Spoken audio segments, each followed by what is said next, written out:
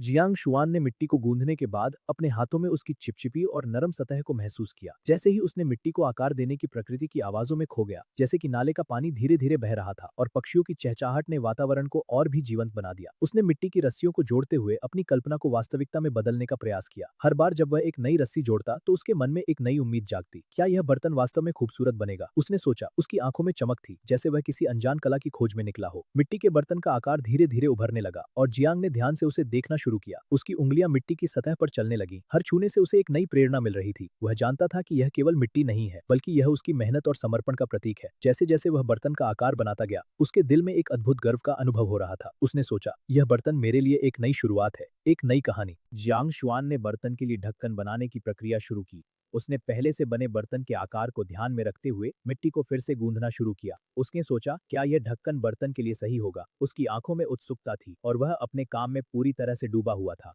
जैसे ही उसने ढक्कन को आकार देना शुरू किया, उसने महसूस किया कि यह केवल एक साधारण ढक्कन नहीं है, बल्कि यह उसके द्वारा बनाई गई कला का एक महत्वपूर्ण हिस्सा है। उसने ध्यान से ढक्कन के लिए एक हैंडल बनाया जो बर्तन के साथ मेल खाता था। उसकी मेहनत और लगन ने उसे इस क्षण में एक अद्भुत संतोष दिया। जैसे जैसे वह ढक्कन को अंतिम रूप देता गया, उसके मन में एक खुशी का अनुभव हो रहा था। उसने सोचा, यह ढक्कन मेरे बर्तन को पूरा करेगा, इसे एक नई पहचान देगा। जियांग शुआन ने बर्तन और उसके ढक्कन को एक साथ रखकर देखा। उसने महसूस किया कि उसकी मेहनत ने उसे एक अद्भुत परिणाम दिया है। बर्तन का आकार और ढक्कन की सुंदरता ने उसे एक नई प्रेरणा दी। उसने बर्तन को ध्यान से उठाया और उसकी चिकनी सतह को महसूस किया। जैसे जैसे उसने बर्तन को अपने हाथों में घुमाया, उसे अपने काम की सफलता का एहसास हुआ। यह बर्तन मेरे लिए केवल एक वस्तु नहीं है, बल्कि यह मेरे सपनों का प्रतीक है। उसने मन ही मन सोचा। उसने बर्तन को नाले के किनारे रखा और उसकी सुंदरता को देखने लगा। चारों ओर की प्रकृति ने जैसे उसे सराहा और हवा में मिट्टी की खुशबू बिखर गई। उसने महसूस किया कि यह बर्तन न केवल उसकी मेहनत का परिणाम है, बल्कि यह उसकी आत्मा का एक हिस्सा है। जियांग ने बर्तन को एक नई पहचान देने का संकल्प लिया। उसने सोचा, मैं इसे और भी सुंदर बनाऊंगा, ताकि यह मेरी कला का सच्चा प्रतिनिधित्व कर सके। जियांग शुआन ने अपने बर्तन को देखकर एक नई प्रेरणा का अनुभव किया। उसने सोचा, यह बर्तन केवल एक साधारण वस्तु नहीं है, बल्कि यह मेरी मेहनत और समर्पण का प्रतीक है। उसने बर्तन को ध्यान से उठाया और उसकी चिकनी सतह को महसूस किया। बर्तन की सुंदरता ने उसे एक नई दिशा में सोचने के लिए प्रेरित किया। उसने अपने मन में एक योजना बनाई कि वह इस बर्तन को और भी सुंदर बनाएगा। उसने अपने चारों ओर की प्रकृति को देखा और महसूस किया कि यह बर्तन न केवल उसकी कला का प्रतिनिधित्व करता है, बल्कि यह उसके जीवन की कहानी भी है। उसने सोचा, मैं इसे सजाऊंगा, इसे और भी खूबसूरत बनाऊंगा, ताकि यह मेरी पहचान बन सके। जियांग ने अपने दिल में एक नई उम्मीद का संचार किया। उसने अपने काम को और भी बेहतर बनाने का संकल्प लिया। जैसे जैसे वह अपने बर्तन को देखता गया, उसके मन में एक नई ऊर्जा का संचार होता गया। उसने अपने सपनों को साकार करने का निर्णय लिया। जियांग शुआन ने अपनी बात जारी रखते हुए अपने हाथों से मिट्टी के बर्तन के आकार को और स्पष्ट किया। उसकी उंगलियां मिट्टी पर नृत्य कर रही थी, जैसे वह एक कलाकार हो जो अपने कच्चे माल में जीवन का संचार कर रहा हो। उसने कहा, जब मिट्टी सूख जाती है तो यह एक ठोस रूप ले लेती है, लेकिन इसे जलाने की प्रक्रिया से गुजरना आवश्यक है। उसकी आवाज में एक गहराई थी जो सुनने वालों को मंत्रमुग्ध कर रही थी। चिशाओ ने ध्यान से सुना। उसकी आंखों में उत्सुकता और थोड़ी सी आशंका थी। क्या वह वास्तव में इस प्रक्रिया को समझ पाएगी? जियांग शुआन ने आगे कहा, जब हम मिट्टी को भट्ठे में जलाते हैं तो यह एक जादुई परिवर्तन होता है। उसकी आंखों में चमक थी, जैसे वह उस जादू को अपने भीतर महसूस कर रहा हो। चिशाओ ने सोचा, क्या यह सच में इतना जादुई है? उसके मन में सवाल उठ रहा था, लेकिन वह अपने विचारों को व्यक्त नहीं कर सकी। चारों ओर की हवा में मिट्टी की गंध थी जो एक अद्भुत अनुभव को जन्म दे रही थी। जियांग शुआन की बातें सुनकर चिशाओ को लगा जैसे वह किसी नई दुनिया में प्रवेश कर रही हो, जहां मिट्टी के बर्तन केवल वस्तुएं नहीं, बल्कि कला का एक रूप है। जियांग शुआन ने अपनी बातों में गहराई लाते हुए कहा, जब बर्तन को भट्टे में रखा जाता है तो यह केवल एक भौतिक परिवर्तन नहीं होता, बल्कि यह एक आध्यात्मिक यात्रा होती है।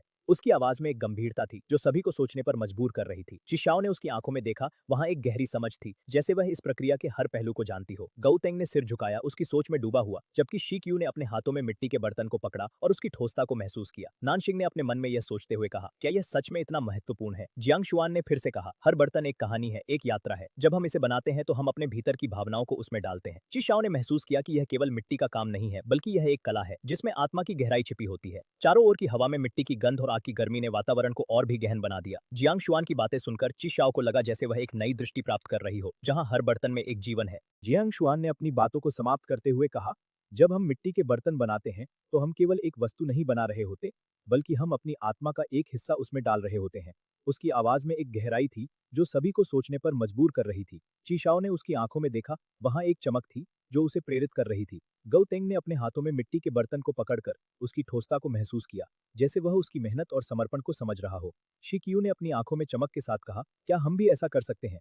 नानशिंग ने उत्सुकता से कहा, क्या यह सच में इतना कठिन है? जियांग शुआन ने मुस्कुराते हुए कहा, हर चीज कठिन लगती है, लेकिन जब आप इसे करते हैं तो यह आसान हो जाता है। चारों ओर की हवा में मिट्टी की गंध और आग की गर्मी ने एक अद्भुत वातावरण बना दिया था। चीशाओ ने महसूस किया कि यह केवल मिट्टी का काम नहीं है, बल्कि यह एक यात्रा है, जिसमें हर किसी की भागीदारी आवश्यक है। जियांग शुआन की बातें सुनकर चीशाओ को लगा जैसे वह एक नई दुनिया में प्रवेश कर रही हो, जहां हर बर्तन में एक कहानी है और हर कहानी में एक जीवन। जियांग शुआन ने अपने हाथों से मिट्टी के 2 मोटे बर्तन, 2 मिट्टी के कटोरे और 10 मिट्टी के छोटे कटोरे बनाए। इन कदम अत्यंत महत्वपूर्ण था। यदि मिट्टी के बर्तन को पर्याप्त रूप से नहीं सुखाया गया, तो उसमें मौजूद जल वाष्प ताप में वृद्धि के दौरान फैल जाएगी, जिससे बर्तन में दरारें आ सकती हैं। इन बर्तनों के साथ काम करने के बाद आधे दिन से अधिक समय बीत चुका था। चीशाओ और 3 किशोरों ने कुछ समय तक बर्तनों को देखा और फिर शिकार, मछली पकड़ने और पौधों की कंदों को खोदने के लिए निकल पड़े। सर्दी का मौसम नजदीक आ रहा था और खाद्य भंडारण अधिक महत्वपूर्ण हो गया था। जियांग शुआन ने थोड़ा मछली खाया और फिर 2 टुकड़े पॉलीगोनाटम को भूनकर खाया। पॉलीगोनाटम एक ऐसा जड़ी बूटी है जिसका उपयोग जनजातीय लोग करते हैं, जो दक्षिणी वन्य क्षेत्र की पर्वत श्रृंखलाओं में व्यापक रूप से पाया जाता है। जंगली अदरक के तीखे स्वाद के विपरीत भुना हुआ पॉलीगोनाटम हल्का मीठा होता है और भूख को मिटाने के लिए उपयोग किया जा सकता है। जनजातीय लोग अक्सर इसे खाने के लिए खोदते हैं। पॉलीगोनाटम खाने के बाद जियांग शुआन ने एक बांस की ट्यूब खोली जिसमें ठोस जानवर के खून का एक जार था। जियांग शुआन ने बांस के घर के भीतर अपने बनाए हुए बर्तनों को ध्यान से देखा। उसकी आंखों में एक संतोष की चमक थी, जैसे उसने अपने श्रम का फल पाया हो। बर्तनों की मोटी दीवारें और उनकी खुरदुरी सतहें उसके लिए एक नई शुरुआत का प्रतीक थीं। उसने सोचा कि ये बर्तन न केवल उसके लिए, बल्कि उसकी जनजाति के लिए भी महत्वपूर्ण होंगे। बाहर हवा में ठंडक थी और सर्दी की आहट सुनाई दे रही थी। चीशाओ और अन्य किशोरों की हंसी और चिल्लाने की आवाजें सुनाई दे रही थीं, जो शिकार पर जाने के लिए उत्साहित थे। जियांग ने अपने मन में सोचा कि उन्हें जल्दी से जल्दी भोजन इकट्ठा करना होगा। उसने अपने हाथों में पॉलीगोनाटम के भुने हुए टुकड़े को उठाया और उसकी हल्की मीठी खुशबू ने उसे ताजगी का एहसास कराया। जैसे ही उसने उसे मुंह में डाला, उसकी स्वादिष्टता ने उसे और भी ऊर्जा दी। वह जानता था कि यह साधारण सा भोजन उसके लिए कितनी महत्वपूर्ण है। उसने बांस की ट्यूब खोली और ठोस जानवर के खून का जार निकाला। उसकी आंखों में एक चमक आई, यह जानकर कि यह उसके लिए एक महत्वपूर्ण संसाधन है। जियांग शुआन ने बांस की ट्यूब को खोलते ही एक गहरी खुशबू का अनुभव किया। ठोस जानवर के खून की गंध ने उसे एक अजीब सा एहसास कराया। यह उसके लिए एक महत्वपूर्ण संसाधन था, जो उसकी जनजाति के लिए जीवनदायिनी साबित हो सकता था। उसने जार को ध्यान से देखा। उसकी सतह पर हल्की सी चमक थी, जैसे यह उसके श्रम का फल हो। जियांग ने एक गहरी सांस ली और अपने मन में ठान लिया कि वह इस खून का सही उपयोग करेगा। बाहर चीशाओ और किशोरों की आवाजें अब भी सुनाई दे रही थी, जो शिकार के लिए उत्साहित थे। जियांग ने सोचा कि वह भी उनके साथ जाना चाहता था, लेकिन उसे अपने बनाए बर्तनों की देखभाल करनी थी। उसने अपने मन में एक योजना बनाई कि जब बर्तन सूख जाएंगे, तब वह भी उनके साथ जाएगा। इस विचार से उसके दिल में एक नई ऊर्जा का संचार हुआ। उसने पॉलीगोनाटम के भुने हुए टुकड़े को फिर से उठाया और उसे चबाने लगा। उसका हल्का मीठा स्वाद उसके मन को प्रसन्न कर रहा था। जियांग शुआन ने अपने चारों ओर की प्राकृतिक सुंदरता को महसूस किया। बांस के घर में बैठकर उसने सुनी थी हवा की सरसराहट, जो उसके कानों में एक मधुर संगीत की तरह गूंज रही थी। बाहर पेड़ों की पत्तियां हल्की हल्की हिल रही थीं, जैसे वे भी उसके श्रम की सराहना कर रही हों। उसने अपने हाथों में मिट्टी के बर्तनों को महसूस किया। उनकी खुरदुरी सतहें उसे एक अद्भुत अनुभव दे रही थीं। वह सोचने लगा कि कैसे ये साधारण बर्तन उसके जीवन का हिस्सा बनेंगे। उसने फिर से पॉलीगोनाटम का एक टुकड़ा उठाया और उसे चबाने लगा। उसकी मीठी खुशबू ने उसे एक नई ऊर्जा दी। जियांग ने महसूस किया कि यह केवल भोजन नहीं, बल्कि उसकी संस्कृति और परंपराओं का भी प्रतीक है। उसने अपने मन में ठान लिया कि वह अपनी जनजाति के लिए एक बेहतर भविष्य बनाएगा। उसकी आंखों में एक दृढ़ संकल्प था और वह जानता था कि उसे इस कठिनाई का सामना करना होगा। जियांग शुआन ने अपने बर्तनों की ओर एक बार फिर देखा। वह जानता था कि ये बर्तन केवल मिट्टी से बने नहीं हैं, बल्कि उनमें उसकी मेहनत, उसकी उम्मीदें और उसके सपने भी समाहित हैं। उसने अपने मन में सोचा कि जब ये बर्तन पूरी तरह से सूख जाएंगे, तब वह अपनी जनजाति के लिए भोजन इकट्ठा करने में मदद करेगा। उसने अपने चारों ओर की आवाजों को सुना। चीशाओ और किशोरों की हंसी और शोर ने उसे प्रोत्साहित किया। उसने महसूस किया कि वह अकेला नहीं है, बल्कि उसकी जनजाति उसके साथ है। जियांग ने एक बार फिर पॉलीगोनाटम का एक टुकड़ा उठाया और उसे चबाने लगा। उसकी मीठी खुशबू ने उसे एक नई ऊर्जा दी। उसने अपने मन में ठान लिया कि वह अपनी मेहनत से अपने लोगों के लिए एक नई शुरुआत करेगा। उसकी आंखों में एक चमक थी और उसने अपने दिल में एक नई आशा का संचार किया। जियांग शुआन ने मिट्टी खोदने का कार्य शुरू किया। उसकी आंखों में एक दृढ़ संकल्प था। मिट्टी की ठंडी और नम सतह को छूते ही उसे एक अद्भुत एहसास हुआ। उसने अपने हाथों से मिट्टी को खोदना शुरू किया और हर बार जब वह मिट्टी की परत को हटाता, तो उसके मन में एक नई उम्मीद जागती। मिट्टी की गंध उसके नथुनों में भर गई, जो उसे प्रकृति के करीब लाती थी। जियांग ने सोचा कि यह मिट्टी उसके भविष्य की नींव बनेगी। उसने अपने चारों ओर देखा। बांस के घर की छाया में सूरज की किरणें धीरे धीरे उसके चेहरे पर पड़ रही थीं। वह जानता था कि यह काम आसान नहीं होगा, लेकिन उसके मन में एक अदम्य उत्साह था। मिट्टी को खोदते समय वह अपने दोस्तों की बातें याद करने लगा, जो हमेशा उसके साथ होते थे। उनकी हंसी और मजाकों की गूंज उसके कानों में गूंजने लगी। जैसे जैसे वह मिट्टी को खोदता गया, उसे अपने भीतर की ताकत का एहसास हुआ।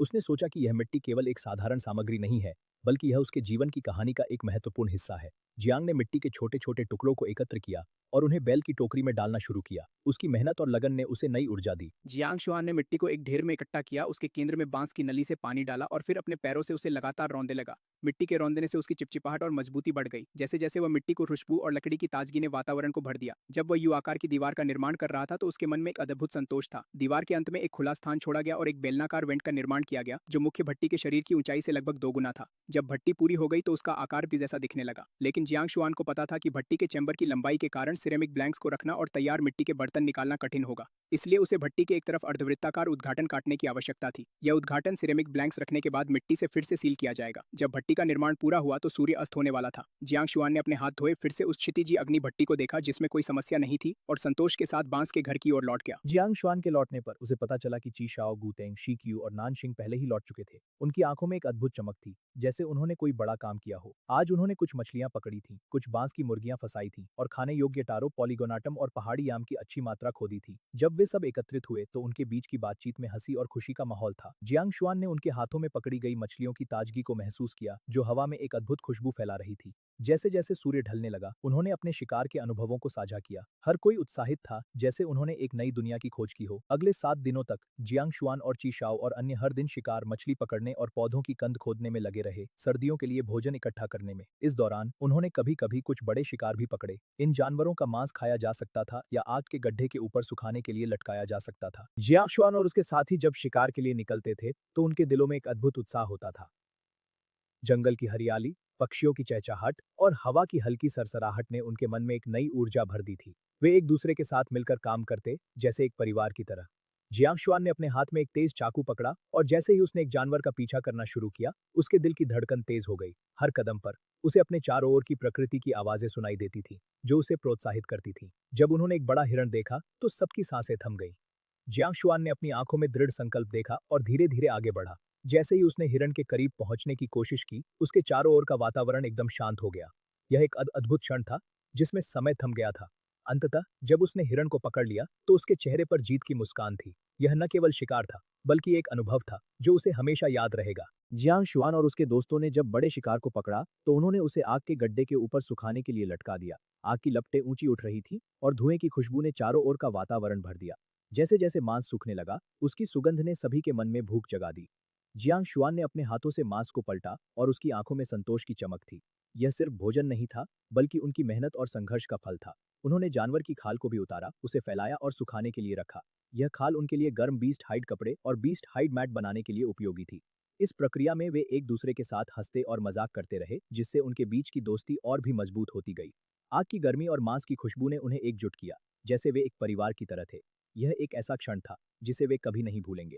7 दिनों के बाद जियांग शुआन ने देखा कि सिरेमिक ब्लैंक्स हवा में सूख गए थे और भट्टी भी सूरज और हवा के संपर्क में आकर लगभग सूख चुकी थी। इस प्रक्रिया ने उसे एक अद्भुत संतोष दिया। उसने भट्टी की ओर देखा, जिसमें उसकी मेहनत और समर्पण का प्रतीक था। जैसे ही सूर्य की किरणें भट्टी पर पड़ी, उसने महसूस किया कि यह केवल मिट्टी की भट्टी नहीं थी, बल्कि उसकी मेहनत का फल था। उसने अपने हाथों से सिरेमिक ब्लैंक्स को छुआ, जो अब सूख चुके थे। उनकी सतह पर हल्की सी चमक थी, जो उनकी सफलता की कहानी बयां कर रही थी। जियांग शुआन ने अपने दोस्तों के साथ मिलकर उन्हें भट्टी में रखने की तैयारी की। यह एक नया अध्याय था, जिसमें उन्होंने अपने सपनों को साकार करने की दिशा में कदम बढ़ाया। जैसे ही उन्होंने सिरेमिक ब्लैंक्स को भट्टी में रखा, उनके दिलों में एक नई उम्मीद और उत्साह की लहर दौड़ गई। यह क्षण उनके लिए एक नई शुरुआत का प्रतीक था और उन्होंने एक दूसरे को देखकर मुस्कुराया। जियांग शुआन ने बर्तन को बाहर निकालते समय अपने दिल में एक अद्भुत खुशी का अनुभव किया। उसके मन में विचारों की लहरें उठ रही थी, जैसे कि उसने अपने सपनों को साकार होते देखा। वह सोच रहा था कि कैसे ये बर्तन न केवल उसके लिए, बल्कि उसके पूरे समुदाय के लिए उपयोगी साबित होंगे। उसने बर्तन को ध्यान से देखा, उसकी चमक और रंग ने उसे मंत्रमुग्ध कर दिया। यह बर्तन हमारे जीवन को कितना समृद्ध करेगा, उसने अपने दोस्तों से कहा, जो उसकी खुशी में शामिल हो गए। चीशाओ ने कहा, हमें इसे एक बड़े सूप के लिए इस्तेमाल करना चाहिए, यह सभी के लिए पर्याप्त होगा। जियांग शुआन ने सहमति में सिर हिलाया, उसकी आंखों में चमक थी। उन्होंने बर्तन को अपने हाथों में उठाया और उसके वजन को महसूस किया, जो उसके प्रयासों का फल था। भट्टी की गर्मी अभी भी उसके चेहरे पर महसूस हो रही थी और वह जानता था कि यह सिर्फ एक शुरुआत थी। उसके मन में एक नई योजना उभरने लगी। वह सोचने लगा कि अगली बार वह और भी बड़े बर्तन बनाएगा। जियांग शुआन ने बर्तन को अपने हाथों में मिट्टी के बर्तन को पकड़ा, जो उसके लिए एक अद्भुत उपलब्धि थी। ची शाओ ने बर्तन को अपने हाथों में लिया और उसकी उसकी भारीपन को महसूस किया। यह बर्तन भले ही बहुत चिकना नहीं था, लेकिन यह असली मिट्टी का बना हुआ था। उसकी आंखों में गर्व की चिगोतें, यही बेबेजिन मिट्रिंगटनों के लिए है और तुम में से हर एक को एक कटोरा मिलेगा। सच में?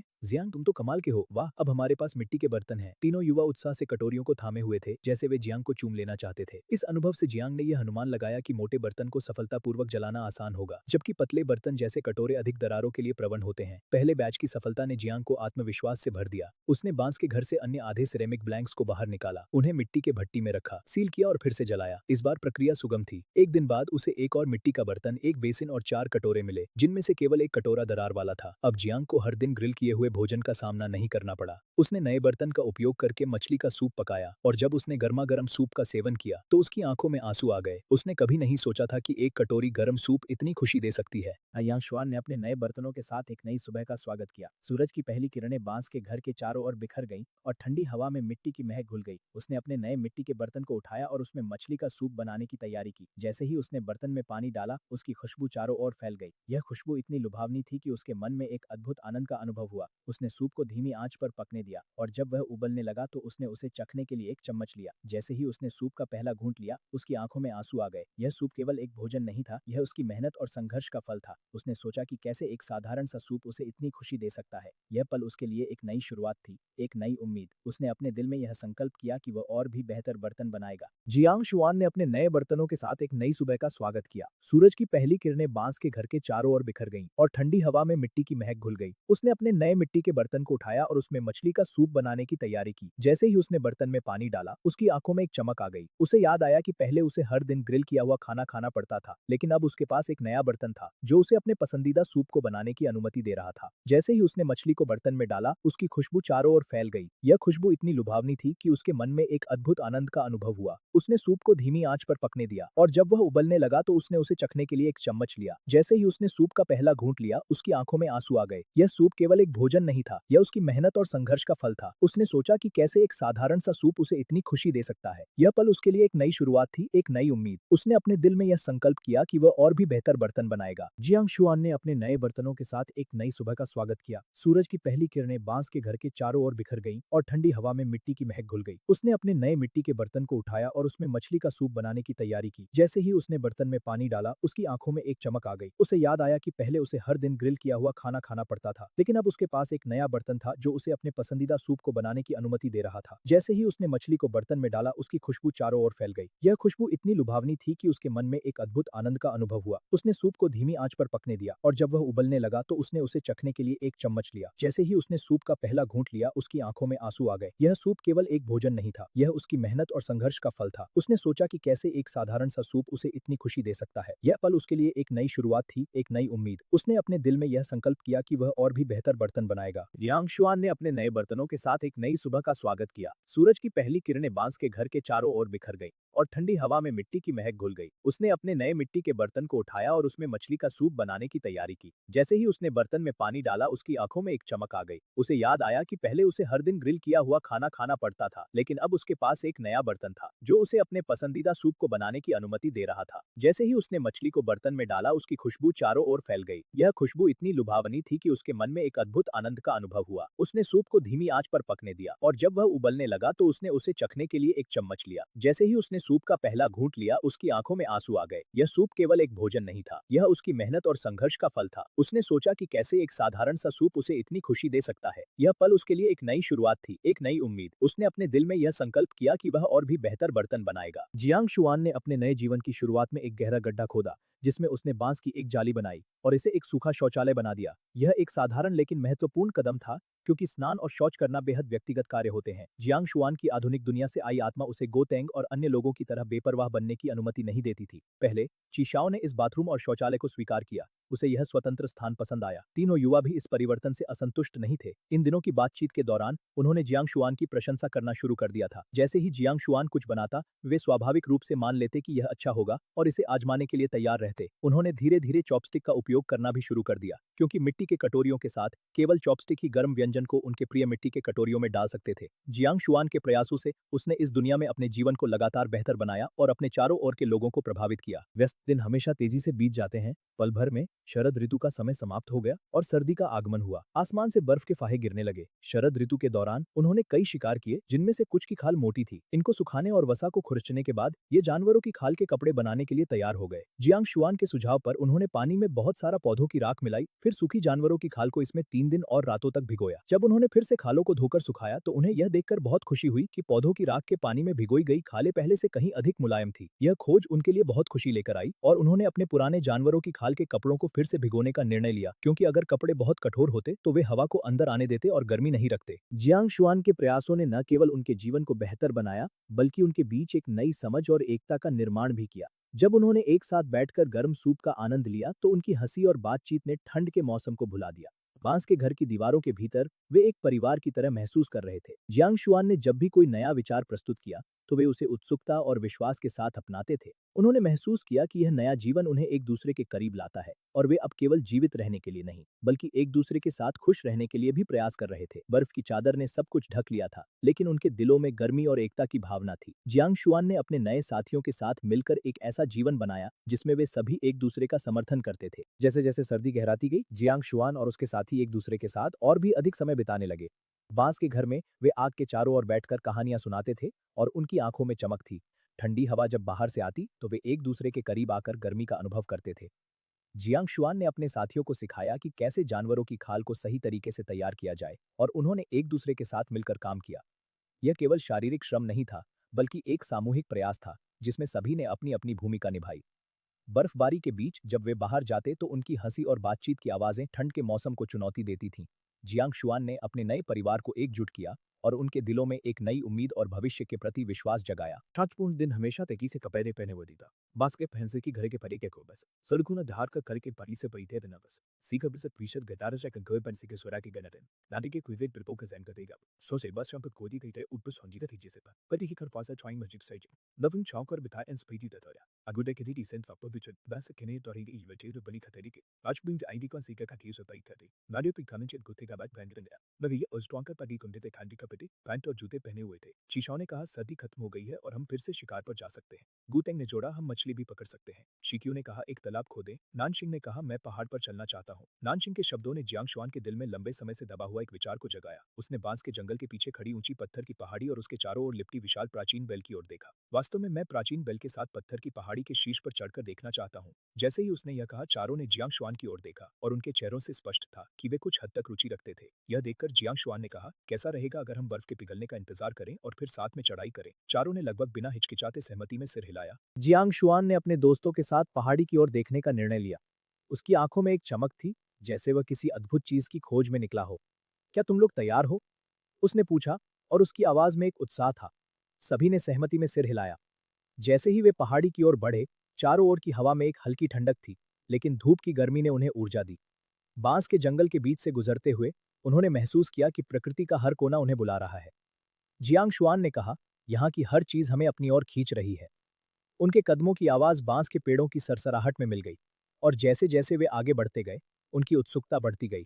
पहाड़ी के पास पहुंचते ही जियांग शुआन ने एक गहरी सांस ली और उसके दिल में एक अद्भुत भावना जाग उठी। यहाँ से दृश्य कितना अद्भुत होगा, उसने सोचा। उसके दोस्तों ने भी उसकी भावनाओं को साझा किया।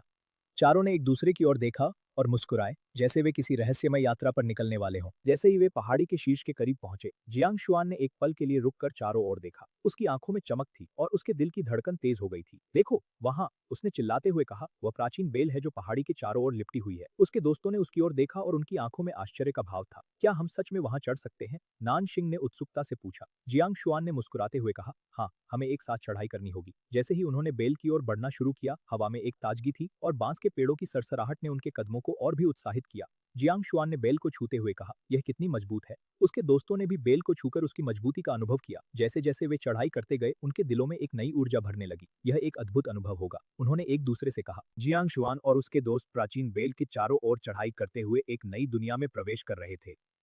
जैसे ही वे ऊपर की ओर बढ़ते गए, उनके दिलों में एक अद्भुत उत्साह और साहस का संचार हो रहा था।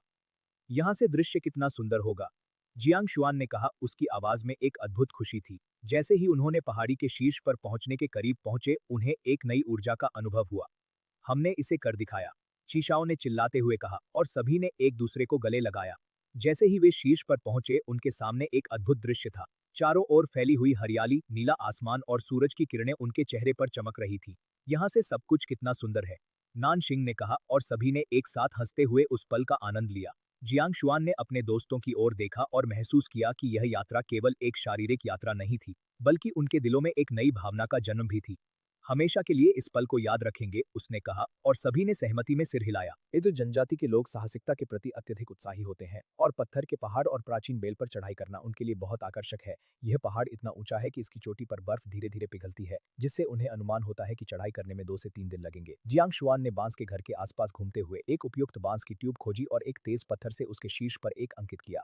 आज नए साल का पहला दिन है, बर्फ पिघलने लगी है, उसने सोचा। मुझे नहीं पता कि यह दुनिया कैसे चलती है, इसलिए मैं इसे अपने पिछले जीवन की तरह रिकॉर्ड करूंगा। जियांग ने तय किया कि वह हर दिन बांस की ट्यूब पर एक संख्या अंकित करेगा, 31 दिनों के लिए, पहले महीने को चिन्हित करने के लिए और अगले बर्फ पिघलने के दिन तक अंकित करता रहेगा ताकि एक साल का पता चल सके। जियांग शुआन नहीं चाहता था कि उसका जीवन अव्यवस्थित हो, उसे एक कैलेंडर बनाना था। उसने यह भी योजना बनाई कि वह मौसमी नोट्स को अंकित करेगा, जैसे कि वर्ष की पहली बारिश को जल ऋतु के रूप में और पहली गरज को कीड़ों के जागरण के रूप में। यह बात उसके लिए महत्वपूर्ण थी। समय की भावना के साथ वह चीजों को अधिक उपयुक्त रूप से व्यवस्थित कर सकता था। अंकन करने के बाद जियांग ने गंभीरता से इस बांस की ट्यूब और पत्थर को अपने बिस्तर के पास रखा। उसने हर दिन एक संख्या अंकित करने, दैनिक अवलोकन करने और वास्तविक परिस्थितियों के आधार पर बाद में कुछ समायोजन करने की योजना बनाई ताकि कैलेंडर इस दुनिया के लिए बेहतर हो सके। 3 दिन बाद जब सूरज की किरणें चमक रही थी, बर्फ पूरी तरह से पिघल गई और नदियां फिर से बहने लगी। पहाड़ों में पक्षी और जानवर सक्रिय हो गए थे। जियांग शुआन और उसके साथी रस्सियां, सूखी मांस और व्यक्तिगत हथियार तैयार कर रहे थे और उत्साहित दिलों के साथ वे बांस के जंगल से होते हुए पत्थर के पहाड़ के तल की ओर बढ़े। यह पहाड़ ऊंचा और खतरनाक था और प्राचीन बेल विशाल और प्रभावशाली थी। प्राचीन बेल का मुख्य तना एक आसमान छूने वाले विशाल वृक्ष की तरह था, जिसकी विशाल फैली हुई शाखाएं लगभग पूरे पत्थर के पहाड़ को ढक रही थीं। जो कोई भी प्राचीन बेल को देखता वह उसकी भव्यता से मंत्रमुग्ध हो जाता। जियांग ने अपनी कमर के चारों ओर एक मजबूत पेड़ की छाल की रस्सी बांधी, जिसके एक सिरे को एक लकड़ी के हुक से जोड़ा। चढ़ाई करते समय वह लकड़ी के हुक को बेलों पर सुरक्षा उपाय के रूप में लटका सकता था। अन्य लोगों के पास भी इसी तरह की रस्सियां और लकड़ी के हुक थे। इस दृश्य में एक अद्भुत साहसिकता का अनुभव हो रहा था, जहां हर व्यक्ति अपने लक्ष्य की ओर बढ़ रहा था, अपने दिलों में एक नई उम्मीद और उत्साह लिए। जैसे जैसे जियांग और उसके साथी चढ़ाई करते गए,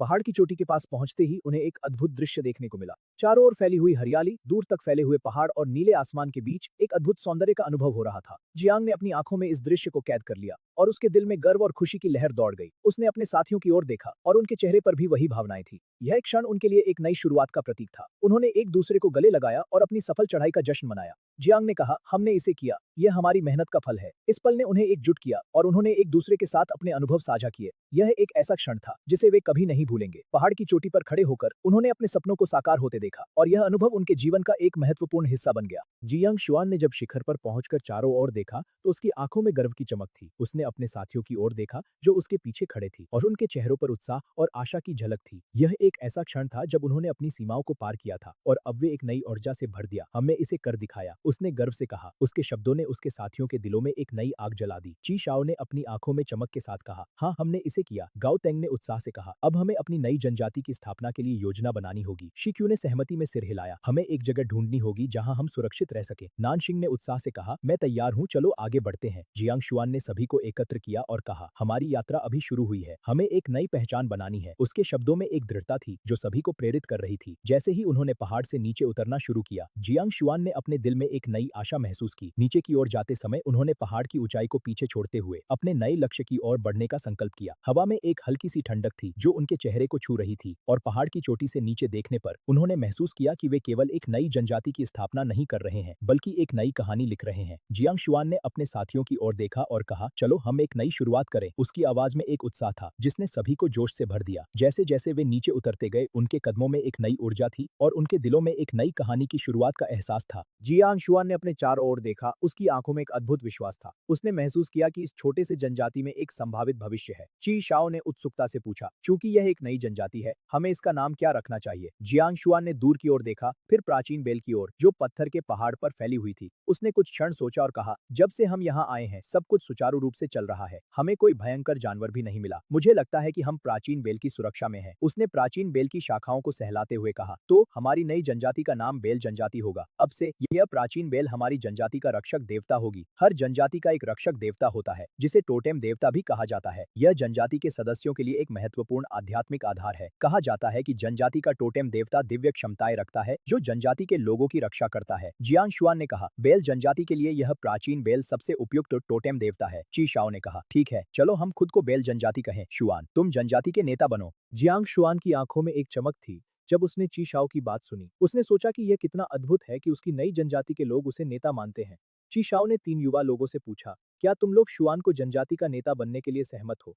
तीनों युवाओं ने एक साथ कहा, सहमत। उनकी आवाज में एकजुटता और उत्साह था। जियांग शुआन के दिल में एक हलचल सी हुई। ची शाओ ने मुस्कुराते हुए कहा, शुआन, सभी ने सहमति दी है। जियांग शुआन ने गंभीरता से सिर हिलाया, ठीक है, अब से मैं बेल जनजाति का नेता रहूंगा और मैं अपनी पूरी कोशिश करूंगा कि हमारी बेल जनजाति बढ़े और मजबूत हो। सभी ने हंसते हुए एक दूसरे को देखा। उनके चेहरे पर भविष्य की आशा की चमक थी। उन्होंने पत्थर के पहाड़ पर आधे घंटे तक बिताया, फिर प्राचीन बेल के साथ नीचे उतरने लगे। जियांग शुआन ने प्राचीन बेल के सामने खड़े होकर एक बड़े पत्थर पर एक पैटर्न को सावधानी से उकेरा। जियांग शुआन ने पत्थर पर उकेरे गए पैटर्न को ध्यान से देखा। यह पैटर्न प्राचीन बेल का एक सरल लघु संस्करण था। उसने घोषणा की, अब से यह पैटर्न हमारी बेल जनजाति का टोटेम पैटर्न होगा। उसने सभी से कहा कि वे इस टोटेम पैटर्न को याद रखें क्योंकि यह भविष्य में बेल जनजाति के हर क्षेत्र में उकेरा जाएगा। उसने पत्थर के पैर में कुछ नम भूरे मिट्टी को पाया और सावधानी से चीशाओ और अन्य के चेहरों पर नए टोटेम पैटर्न को चित्रित किया। जब उसने चीशाओ से अपने चेहरे पर टोटेम पैटर्न चित्रित करने के लिए कहा तो उसने खुशी से सहमति दी। एक बार जब टोटेम पैटर्न चित्रित हो गए तो जियांग शुआन, जो जानवरों की खाल के कपड़े पहने हुए था, प्राचीन बेल के सामने खड़ा हुआ। उसने सभी को एक दिल से प्रार्थना करने के लिए प्रेरित किया, हे बेल देवता, हमारी नई जनजाति की रक्षा करो। इस सरल अनुष्ठान के बाद सभी ने महसूस किया कि उनके भटकते दिल धीरे धीरे स्थिर हो गए हैं। शायद यही एक आध्यात्मिक आधार का लाभ था।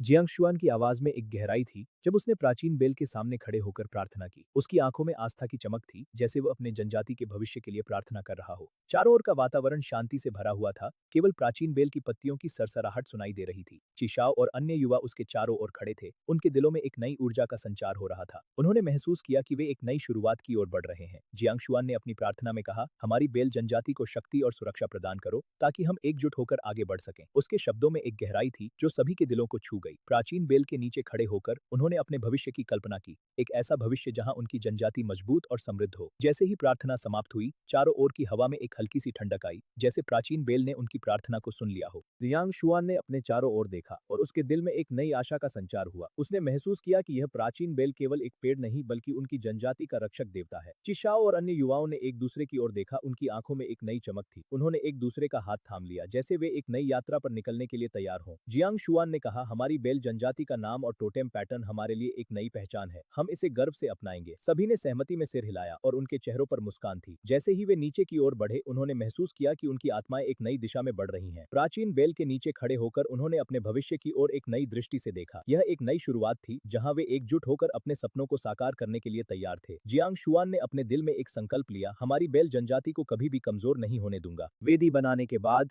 जियांग शुआन और उसके साथी जंगल में शिकार करने और नदियों में मछली पकड़ने के लिए निकले। यह उनके बलिदान के लिए आवश्यक सामग्री जुटाने का समय था। जंगल की हरियाली में पक्षियों की चहचहाहट और पत्तों की सरसराहट ने एक मधुर संगीत की रचना की। जियांग शुआन ने अपने हाथ में धनुष थाम रखा था। उसकी आंखों में एक दृढ़ता थी। जैसे ही उन्होंने शिकार किया, उनकी एकता और सहयोग की भावना और भी मजबूत होती गई। मछलियां पकड़ने के लिए उन्होंने नदियों के किनारे बैठकर अपनी तकनीक का प्रदर्शन किया। पानी की लहरें उनके पैरों को छूती थीं और ठंडी हवा ने उनके चेहरे को सहलाया। यह एक ऐसा क्षण था जब वे अपने जनजाति के लिए कुछ विशेष करने की कोशिश कर रहे थे। जियांग शुआन के मन में एक सपना था, एक ऐसा सपना जिसमें उनकी जनजाति एक मजबूत और समृद्ध भविष्य की ओर बढ़ेगी। 3 दिनों बाद मौसम धीरे धीरे गर्म होने लगा।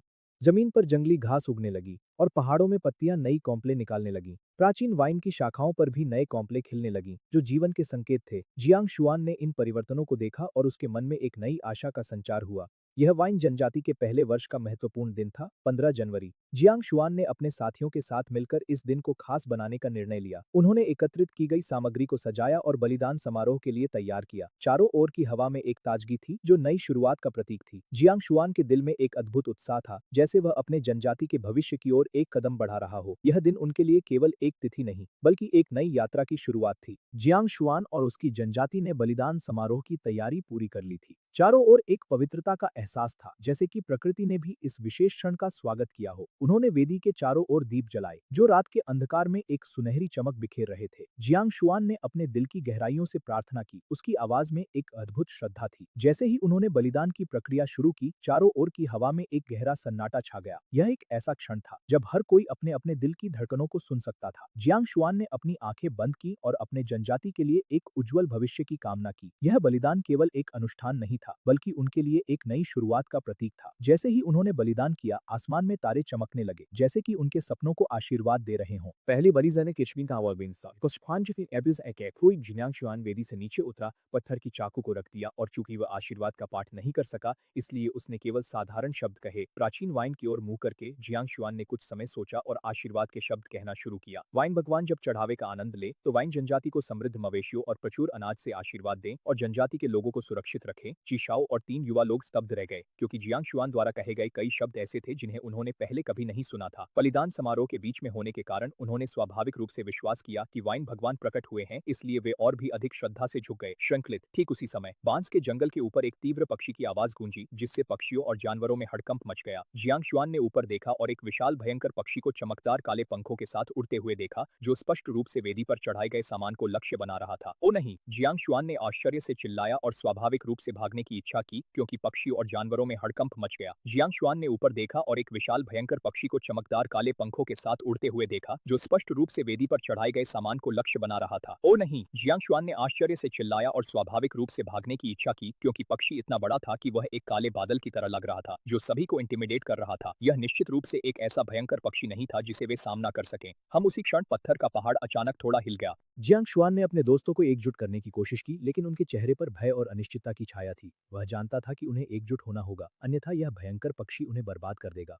उसने अपने शब्दों में एक दृढ़ता लाने की कोशिश की, लेकिन उसकी आवाज में हल्का ट्रेमर था। उस विशाल पक्षी ने फिर से अपनी चोंच खोली और एक और भयानक चीख मारी, जिससे जियांग शुआन का दिल और भी तेजी से धड़कने लगा। उसने अपने दोस्तों को फिर से इकट्ठा किया और कहा, हमारी बलिदान की शक्ति हमारे एकता में है, हमें एक साथ खड़े रहना होगा। जियांग शुआन ने अपने पत्थर की चाकू को ऊपर उठाया और अपने दोस्तों को प्रेरित करने की कोशिश की। हम इस बलिदान को सफल बनाएंगे। उसके शब्दों में एक नई ऊर्जा थी और उसने महसूस किया कि उसके दोस्तों की आंखों में एक नई चमक आ गई थी। वे अब डर को पीछे छोड़कर एकजुट होने लगे थे। जियांग शुआन ने एक बार फिर से बलिदान की प्रक्रिया को शुरू करने का निर्णय लिया। उसने अपने हाथ में पत्थर की चाकू को मजबूती से पकड़ा और बलिदान के सामान की ओर बढ़ा। उसने बकरी की ओर इशारा किया और कहा, हम इसे बलिदान करेंगे और वाइन भगवान को प्रसन्न करेंगे। जियांग शुआन ने अपने चारों ओर का माहौल देखा और उसे एहसास हुआ कि प्राचीन बैल ने केवल एक भयंकर पक्षी को नहीं, बल्कि उनकी पूरी स्थिति को बदल दिया था। जड़ों का जाल अब तेजी से फैल रहा था और जियांग शुआन की आंखों में एक नई आशा की किरण चमकने लगी। क्या यह सच में एक देवता था? क्या यह उन्हें बचाने के लिए आई थी? उसकी सोच में अनगिनत प्रश्न थे, लेकिन एक बात स्पष्ट थी, प्राचीन बैल ने उन्हें एक नई शक्ति दी थी। उसने अपने दोस्तों की ओर देखा, उनके चेहरे पर अब भय की जगह एक नई उम्मीद थी। हमें यहाँ से भागने की जरूरत नहीं है, उसने कहा, यह बेल हमारी रक्षा कर रही है। उसके शब्दों में एक विश्वास था जो उसके दोस्तों को भी संजीवनी की तरह लगा। अब वे उस बेल को एक देवता की तरह देखने लगे थे। जियांग शुआन ने महसूस किया कि यह केवल एक बेल नहीं थी, बल्कि एक प्राचीन आत्मा थी जो सदियों से सोई हुई थी और अब जाग उठी थी। उसने अपने दोस्तों के चेहरे पर आशा की चमक देखी और उसके दिल में एक नई ऊर्जा का संचार हुआ। हमें इस क्षण का सामना करना होगा, उसने कहा, हमें इस बेल के साथ खड़ा होना होगा। उसके शब्दों ने सभी को एक नई शक्ति दी और उन्होंने एकजुट होकर उस प्राचीन बेल के चारों ओर खड़े होने का निर्णय लिया। जियांग शुआन और उसके दोस्त अब प्राचीन बेल के चारों ओर खड़े थे और उनके दिलों में एक नई ऊर्जा का संचार हो रहा था। उन्होंने महसूस किया कि यह केवल एक बेल नहीं थी, बल्कि एक प्राचीन शक्ति थी जो उनके साथ थी।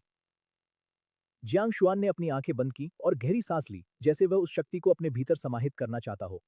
चारों ओर का वातावरण अब एक जादुई अनुभव में बदल चुका था। हवा में एक मीठी खुशबू थी, जैसे कि प्रकृति ने उन्हें अपने गले लगाने की कोशिश की हो। पक्षी की चीखें अब दूर जा चुकी थीं और एक शांति का एहसास हुआ। जियांग शुआन ने अपने दोस्तों की ओर देखा और उनके चेहरे पर एक नई चमक थी। हम इस पल को कभी नहीं भूलेंगे, उसने कहा, और सभी ने सहमति में सिर हिलाया। उन्होंने महसूस किया कि वे केवल एक बेल के साथ नहीं थे, बल्कि एक प्राचीन आत्मा के साथ थे जो उन्हें सुरक्षा और शक्ति दे रही थी। जियांग शुआन ने फिर से अपनी आंखें खोली और उसने देखा कि बेल की जड़ें अब धीरे धीरे उस भयंकर पक्षी को छोड़ रही थीं, जैसे कि वह उसे एक नई जिंदगी दे रही हो। यह एक अद्भुत क्षण था और सभी ने महसूस किया कि वे अब एक नई यात्रा पर निकलने के लिए तैयार थे। जियांग शुआन ने अपने चारों ओर फैली हुई प्राचीन बैल की भयावहता को महसूस किया। उसकी आंखों में एक अद्भुत मिश्रण था, माइनस डर और उम्मीद। क्या यह बैल वास्तव में टोटेम भगवान बनने के लिए सहमत थी? क्या अगर यह नहीं होती तो क्या यह उन पर हमला कर देती? उसकी सोच में यह सवाल गूंज रहा था। बैल की जड़ें धीरे धीरे जमीन में समा गईं और जियांग ने वेदी की ओर देखा। वहां केवल बाल और ताजा कंकाल बचे थे, जो इस बात का प्रमाण थे कि शिकार का अंत हो चुका था। आसमान में एक भयंकर पक्षी भी अब केवल पंखों और हड्डियों में बदल चुका था। यह सब देखकर जियांग का दिल तेजी से धड़कने लगा। उसने खुद को मजबूत किया और फिर से इंतजार करने लगा, यह सोचते हुए कि शायद प्राचीन बेल उनके द्वारा की गई बलिदान को देखकर उन्हें क्षमा कर देगी। तभी अचानक प्राचीन बेल से 5 कोमल अंकुर तेजी से उगने लगे, जो जियांग और उसके साथियों के ऊपर मंडराने लगे।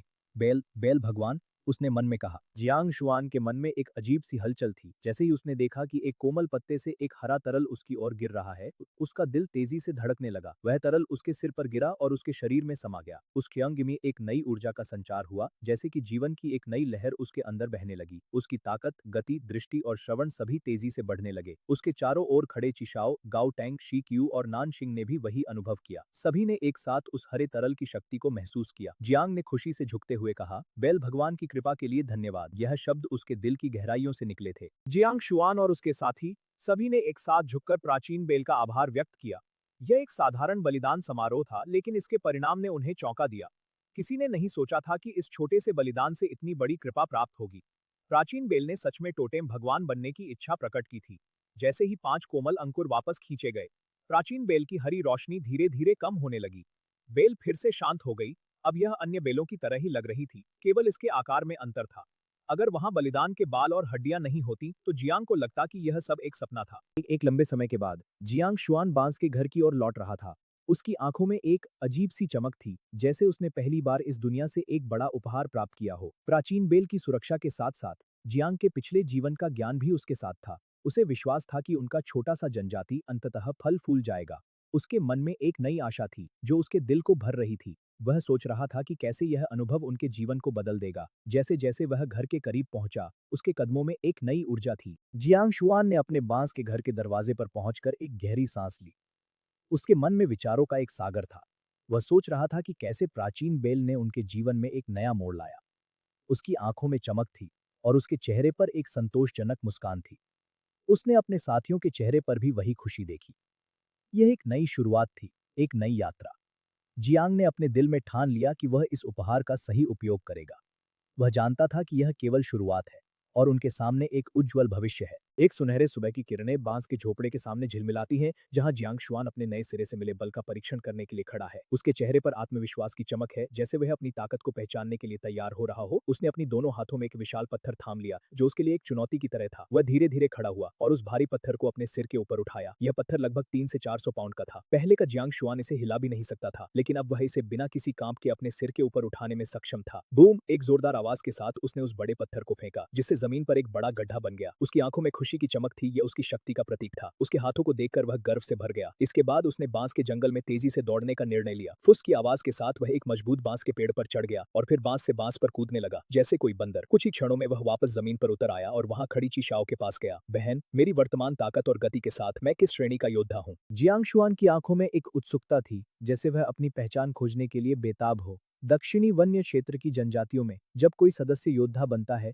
तो वे अपने चेहरे पर 5 रंगों की रेखाएं बनाते हैं। यह रेखाएं योद्धाओं की ताकत को दर्शाती हैं। एक रंग का योद्धा सबसे कमजोर होता है, जबकि 5 रंग का योद्धा सबसे मजबूत। जियांग शुआन ने सोचा कि क्या वह भी इस सम्मान का हकदार है। उसने अपनी बहन से पूछा, बहन, मेरी वर्तमान ताकत और गति के साथ मैं किस श्रेणी का योद्धा हूँ? ची शाओ ने गंभीरता से उत्तर दिया, तुम 1 रंग का योद्धा हो। जियांग शुआन को यह सुनकर धक्का लगा। वह इस बात की उम्मीद नहीं कर रहा था कि उसकी ताकत इतनी कम होगी। उसकी आंखों में निराशा की छाया थी, जैसे उसने अपने सपनों को चुराते हुए देखा हो। वह सोचने लगा कि क्या उसने अपनी मेहनत से कुछ हासिल नहीं किया। उसके मन में सवाल उठने लगे, क्या यह उसकी मेहनत का फल है या फिर उसे और अधिक प्रयास करने की आवश्यकता है? उसके दिल में एक नई आग जलने लगी। उसने ठान लिया कि वह अपनी ताकत को और बढ़ाएगा। जियांग शुआन की निराशा ने उसे और भी अधिक प्रेरित किया। उसने ठान लिया कि वह अपनी ताकत को बढ़ाने के लिए हर संभव प्रयास करेगा। उसने अपने मन में एक योजना बनाई, जिसमें वह न केवल अपनी शारीरिक ताकत को बढ़ाएगा, बल्कि अपनी गति और चपलता को भी निखारेगा। वह बांस के जंगल में फिर से गया, जहां उसने अपने कौशल को और बेहतर बनाने का निर्णय लिया। उसने खुद को चुनौती दी, जैसे वह एक योद्धा की तरह लड़ाई के लिए तैयार हो रहा हो। उसने बांस के पेड़ों के बीच दौड़ना शुरू किया, अपने कदमों को हल्का और तेज बनाते हुए। हवा में उसकी गति के साथ एक हल्की सी आवाज थी, जैसे बांस भी उसकी गति का स्वागत कर रहा हो। उसने अपने शरीर को लचीला बनाया और जैसे ही वह एक बांस के पेड़ पर चढ़ा, उसने महसूस किया कि उसकी ताकत और गति में वृद्धि हो रही है। वह हर कूद के साथ अपने अंदर की शक्ति को महसूस कर रहा था। यह एक नया अनुभव था, जैसे वह अपने भीतर के योद्धा को जागृत कर रहा हो। जियांग शुआन ने अपने प्रशिक्षण में दिन रात मेहनत की। उसने अपने शरीर को मजबूत बनाने के लिए कठिनाइयों का सामना किया। हर दिन वह बांस के जंगल में जाकर अपनी सीमाओं को चुनौती देता रहा। उसकी मेहनत रंग लाई और धीरे धीरे उसकी ताकत में वृद्धि होने लगी। उसने महसूस किया कि वह पहले से कहीं अधिक मजबूत और तेज हो गया है। एक दिन उसने फिर से अपनी बहन से पूछा, क्या तुमने देखा है मैं अब कितना मजबूत हो गया हूँ? ची शाओ ने उसकी आंखों में गर्व देखा। उसने कहा, हाँ, तुम अब एक दो रंग के योद्धा हो। जियांग शुआन की खुशी का ठिकाना नहीं रहा। उसने अपनी मेहनत का फल पाया था। उसने सोचा कि यह केवल शुरुआत है और उसे और भी ऊंचाइयों तक पहुंचने के लिए प्रयास करना है। उसकी आंखों में एक नई चमक थी, जैसे वह अपने सपनों की ओर बढ़ रहा हो। उसने अपने दिल में एक संकल्प लिया कि वह एक दिन 5 रंग का योद्धा बनेगा। जियांग शुआन की यात्रा ने उसे न केवल एक योद्धा बनाया, बल्कि उसे अपने भीतर की शक्ति को पहचानने का भी अवसर दिया। उसने सीखा कि असली ताकत केवल शारीरिक नहीं होती, बल्कि मानसिक और आत्मिक भी होती है। उसने अपने अनुभवों से यह समझा कि हर कठिनाई एक सबक है और हर संघर्ष उसे मजबूत बनाता है।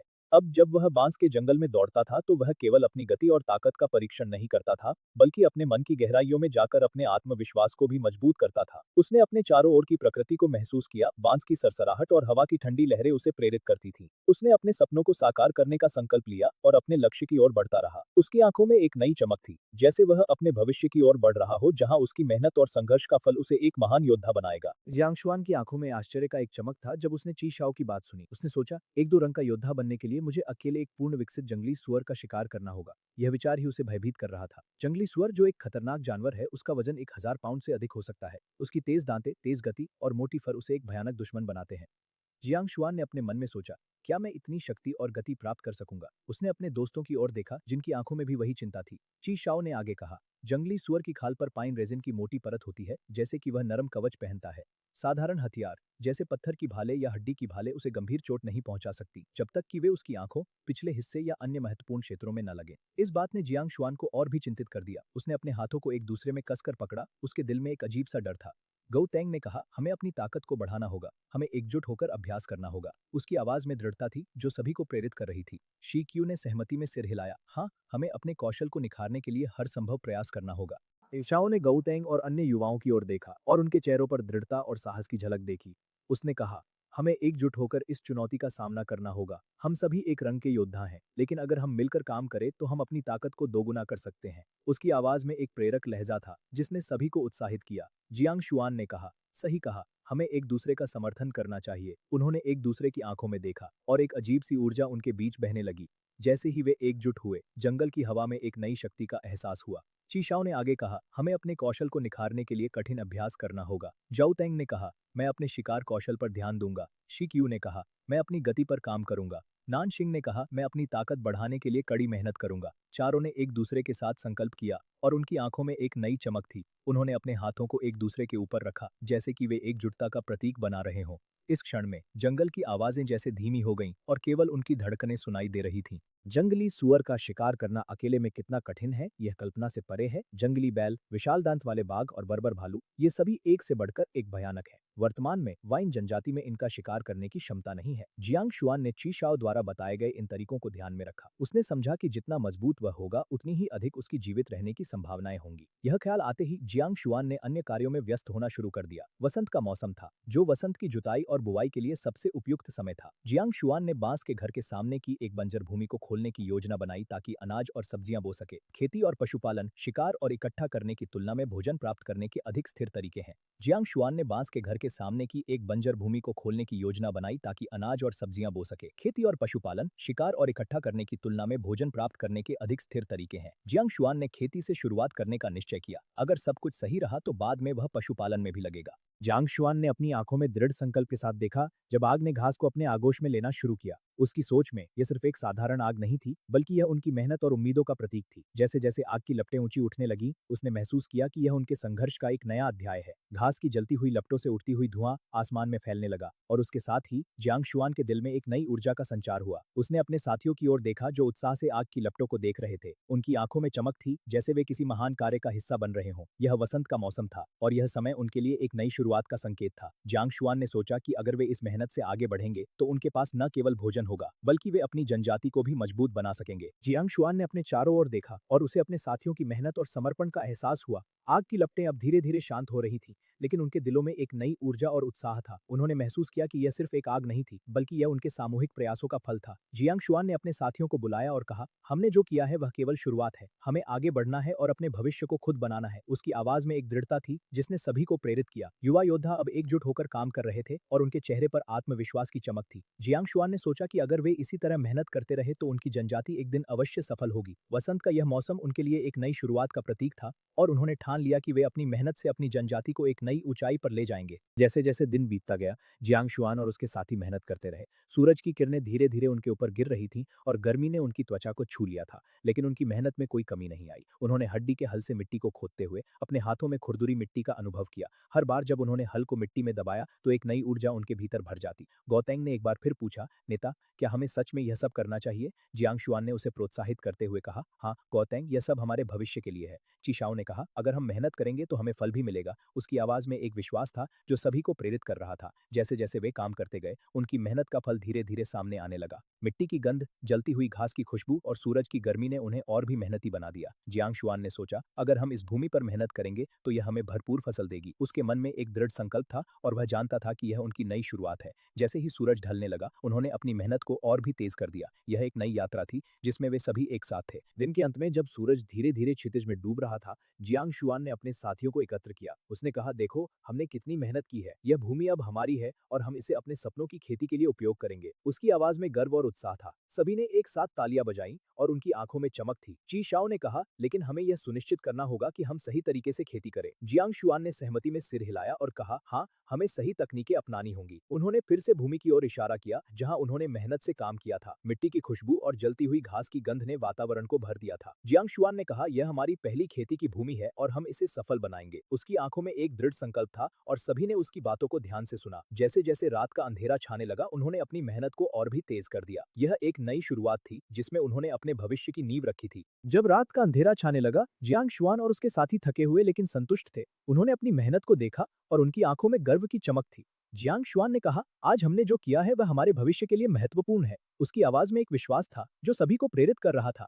गौतेंग ने कहा, अगर हम इसी तरह मेहनत करते रहे तो हमें भरपूर फसल मिलेगी। सभी ने सहमति में सिर हिलाया। जियांग शुआन ने कहा, यह हमारी पहली खेती की भूमि है और हम इसे सफल बनाएंगे। जैसे ही उन्होंने अपनी आंखें बंद की, उन्होंने अपने सपनों को साकार होते हुए देखा। रात की ठंडी हवा ने उनके चेहरे को छू लिया और उन्होंने महसूस किया कि यह एक नई शुरुआत है। उन्होंने एक दूसरे को देखा और मुस्कुराए, जैसे वे एक नई यात्रा पर निकलने के लिए तैयार हों। यह उनकी मेहनत का फल था और वे जानते थे कि आगे का रास्ता कठिन होगा, लेकिन वे एक साथ थे। जियांग शुआन ने कहा, हमारी मेहनत रंग लाएगी और हम सफल होंगे। उसकी आवाज में एक दृढ़ संकल्प था और सभी ने उसे सुनकर अपने दिल में एक नई उम्मीद जगा ली। वाइन जनजाति की स्थापना का पहला वर्ष 5 फरवरी का दिन। आसमान में अचानक गड़गड़ाहट गूंज उठी, जैसे कि प्रकृति ने अपने अस्तित्व का परिचय दिया हो। रंबल और क्रैकल की आवाजें सुनाई दी। बादलों के बीच से चमकती हुई बिजली ने धरती को क्षणिक प्रकाश में डुबो दिया। खिलौनों का जागरण एक महत्वपूर्ण सौर अवधि है। यह वसंत की गड़गड़ाहट, बढ़ती हुई वर्षा और धीरे धीरे गर्म होते तापमान का प्रतीक है। जैसे कि कहा जाता है, वसंत की गड़गड़ाहट सभी कीड़ों को जागृत करती है। इस अवधि के बाद गड़गड़ाहट सभी हाइबरनेटिंग जानवरों को जागृत करेगी, जिसमें विभिन्न कीड़े भी शामिल हैं। गर्म और नम मौसम वसंत की खेती और पौधारोपण के लिए अनुकूल परिस्थितियां प्रदान करता है। अगर पेड़ लगाने की बात हो तो कीड़ों के जागरण के बाद ही शुरू करना चाहिए। तभी ची शाओ जिज्ञासु होकर उसके पास आई और पूछा, शुआन, तुम क्या उकेर रहे हो? जियांग शुआन ने कुछ क्षण सोचा। ट्रांसमाइग्रेटर होना समझाना कठिन था, इसलिए उसने भविष्य की समस्याओं से बचने के लिए ची शाओ को एक कहानी सुनाने का निर्णय लिया। दीदी, मैं तुम्हें कुछ बताने वाला हूँ, नहीं जानता कि तुम विश्वास करोगी या नहीं। जियांग शुआन की आंखों में चमक थी, जैसे कि वह अपने सपने की गहराई में डूबा हुआ हो। उसने अपने दोस्तों को बताया, उस बूढ़े आदमी ने मुझे बताया कि कैसे प्रकृति के साथ तालमेल बिठाना है, कैसे जंगली जानवरों को समझना है और उनका सम्मान करना है। उसने मुझे यह भी सिखाया कि कैसे अपने आसपास की दुनिया को देखना है, जैसे कि हर पेड़, हर पत्ता, हर जीवित प्राणी एक कहानी कहता है। उसकी आवाज में ध्यान से सुना, जैसे कि वे उसकी हर बात को अपने दिल में उतारने की कोशिश कर रहे हों। गौतेंग ने कहा, क्या तुमने उसे फिर से देखा? जियांग शुआन ने सिर हिलाया, नहीं, लेकिन मैं उसकी शिक्षाओं को कभी नहीं भूलूंगा। बारिश की बूंदें अब भी बाहर गिर रही थीं और जंगल की हरियाली में एक नई ऊर्जा का संचार हो रहा था। जियांग शुआन ने महसूस किया कि यह सब कुछ उसके भीतर एक नई शुरुआत का संकेत है। उसने अपने दोस्तों की आंखों में चमक देखी, जो उनकी जिज्ञासा और आशा को दर्शा रही थी। हम सब कुछ सीखेंगे, हम सब कुछ करेंगे, उसने कहा, और उसके शब्दों में एक नई शक्ति थी। एक बूढ़े आदमी ने मुझे बताया कि वह वास्तव में मर चुका है और उसकी आत्मा जल्द ही डिसिपेट हो जाएगी। उसने मुझे कई बातें सिखाई ताकि मैं उन्हें आगे बढ़ा सकूं और उसे कोई पछतावा न हो। यह सुनकर मेरे मन में एक गहरी शांति का अनुभव हुआ। बूढ़े की बातें मेरे दिल में गहराई तक बैठ गईं। उसके ज्ञान की गहराई ने मुझे एक नई रोशनी दी। ची शाओ ने समझदारी से कहा, तो यही कारण है कि तुम इतना जानते हो। जनजाति के सदस्यों के लिए एक जादूगरनी बहुत रहस्यमय थी, जिसमें कई अद्भुत क्षमताएं थी। इसलिए ची शाओ और अन्य ने जियांग शुआन के शब्दों पर संदेह नहीं किया। जियांग शुआन ने गुप्त रूप से राहत की सांस ली। भविष्य में जो भी नई बातें वह बताएगा, वह बूढ़े आदमी के सपने से जोड़ी जा सकती थी, जिससे उसे कई स्पष्टीकरणों से बचने में मदद मिलेगी। जियांग शुआन ने सावधानी से बांस की ट्यूब को वापस रखा और ची शाओ से कहा, खेती की विधि भी मुझे बूढ़े आदमी ने सपने में सिखाई थी। उसने कहा कि यदि हम उसकी बताई हुई विधि से खेती करें, तो हम जंगली में फसल इकट्ठा करने से अधिक भोजन प्राप्त कर सकेंगे। ची शाओ ने सिर हिलाया और कहा, तो हम इसे आजमाएंगे। जियांग शुआन ने कहा, हमने काफी बंजर भूमि साफ की है, हम पीले सार, मीठे आलू और याम लगा सकते हैं। यदि हमें अन्य बीज मिलते हैं तो हम उन्हें भी लगा सकते हैं। बर्फ पिघलने के बाद जियांग शुआन ने मुख्य रूप से बंजर भूमि को साफ करने पर ध्यान केंद्रित किया। अब उन्होंने 7 या 8 एकड़ भूमि को साफ कर लिया था, जिससे बांस के जंगल के सामने का क्षेत्र पहले से कहीं अधिक खुला हो गया था। जियांग शुआन ने कहा, अगर कोई बाहर जंगली फल के पेड़ों के पौधे देखता है तो उन्हें हड्डी के हल से सावधानी से खुदाई करके जड़ और मिट्टी के साथ निकालना और हमारे जनजाति के पास फिर से लगाना। इस तरह हमें भविष्य में जंगली फलों के लिए दूर नहीं जाना पड़ेगा। ची शाओ ने कहा, तुम नेता हो, हम तुम्हारे नेतृत्व का पालन करेंगे। तीनों युवा सभी ने सिर हिलाया।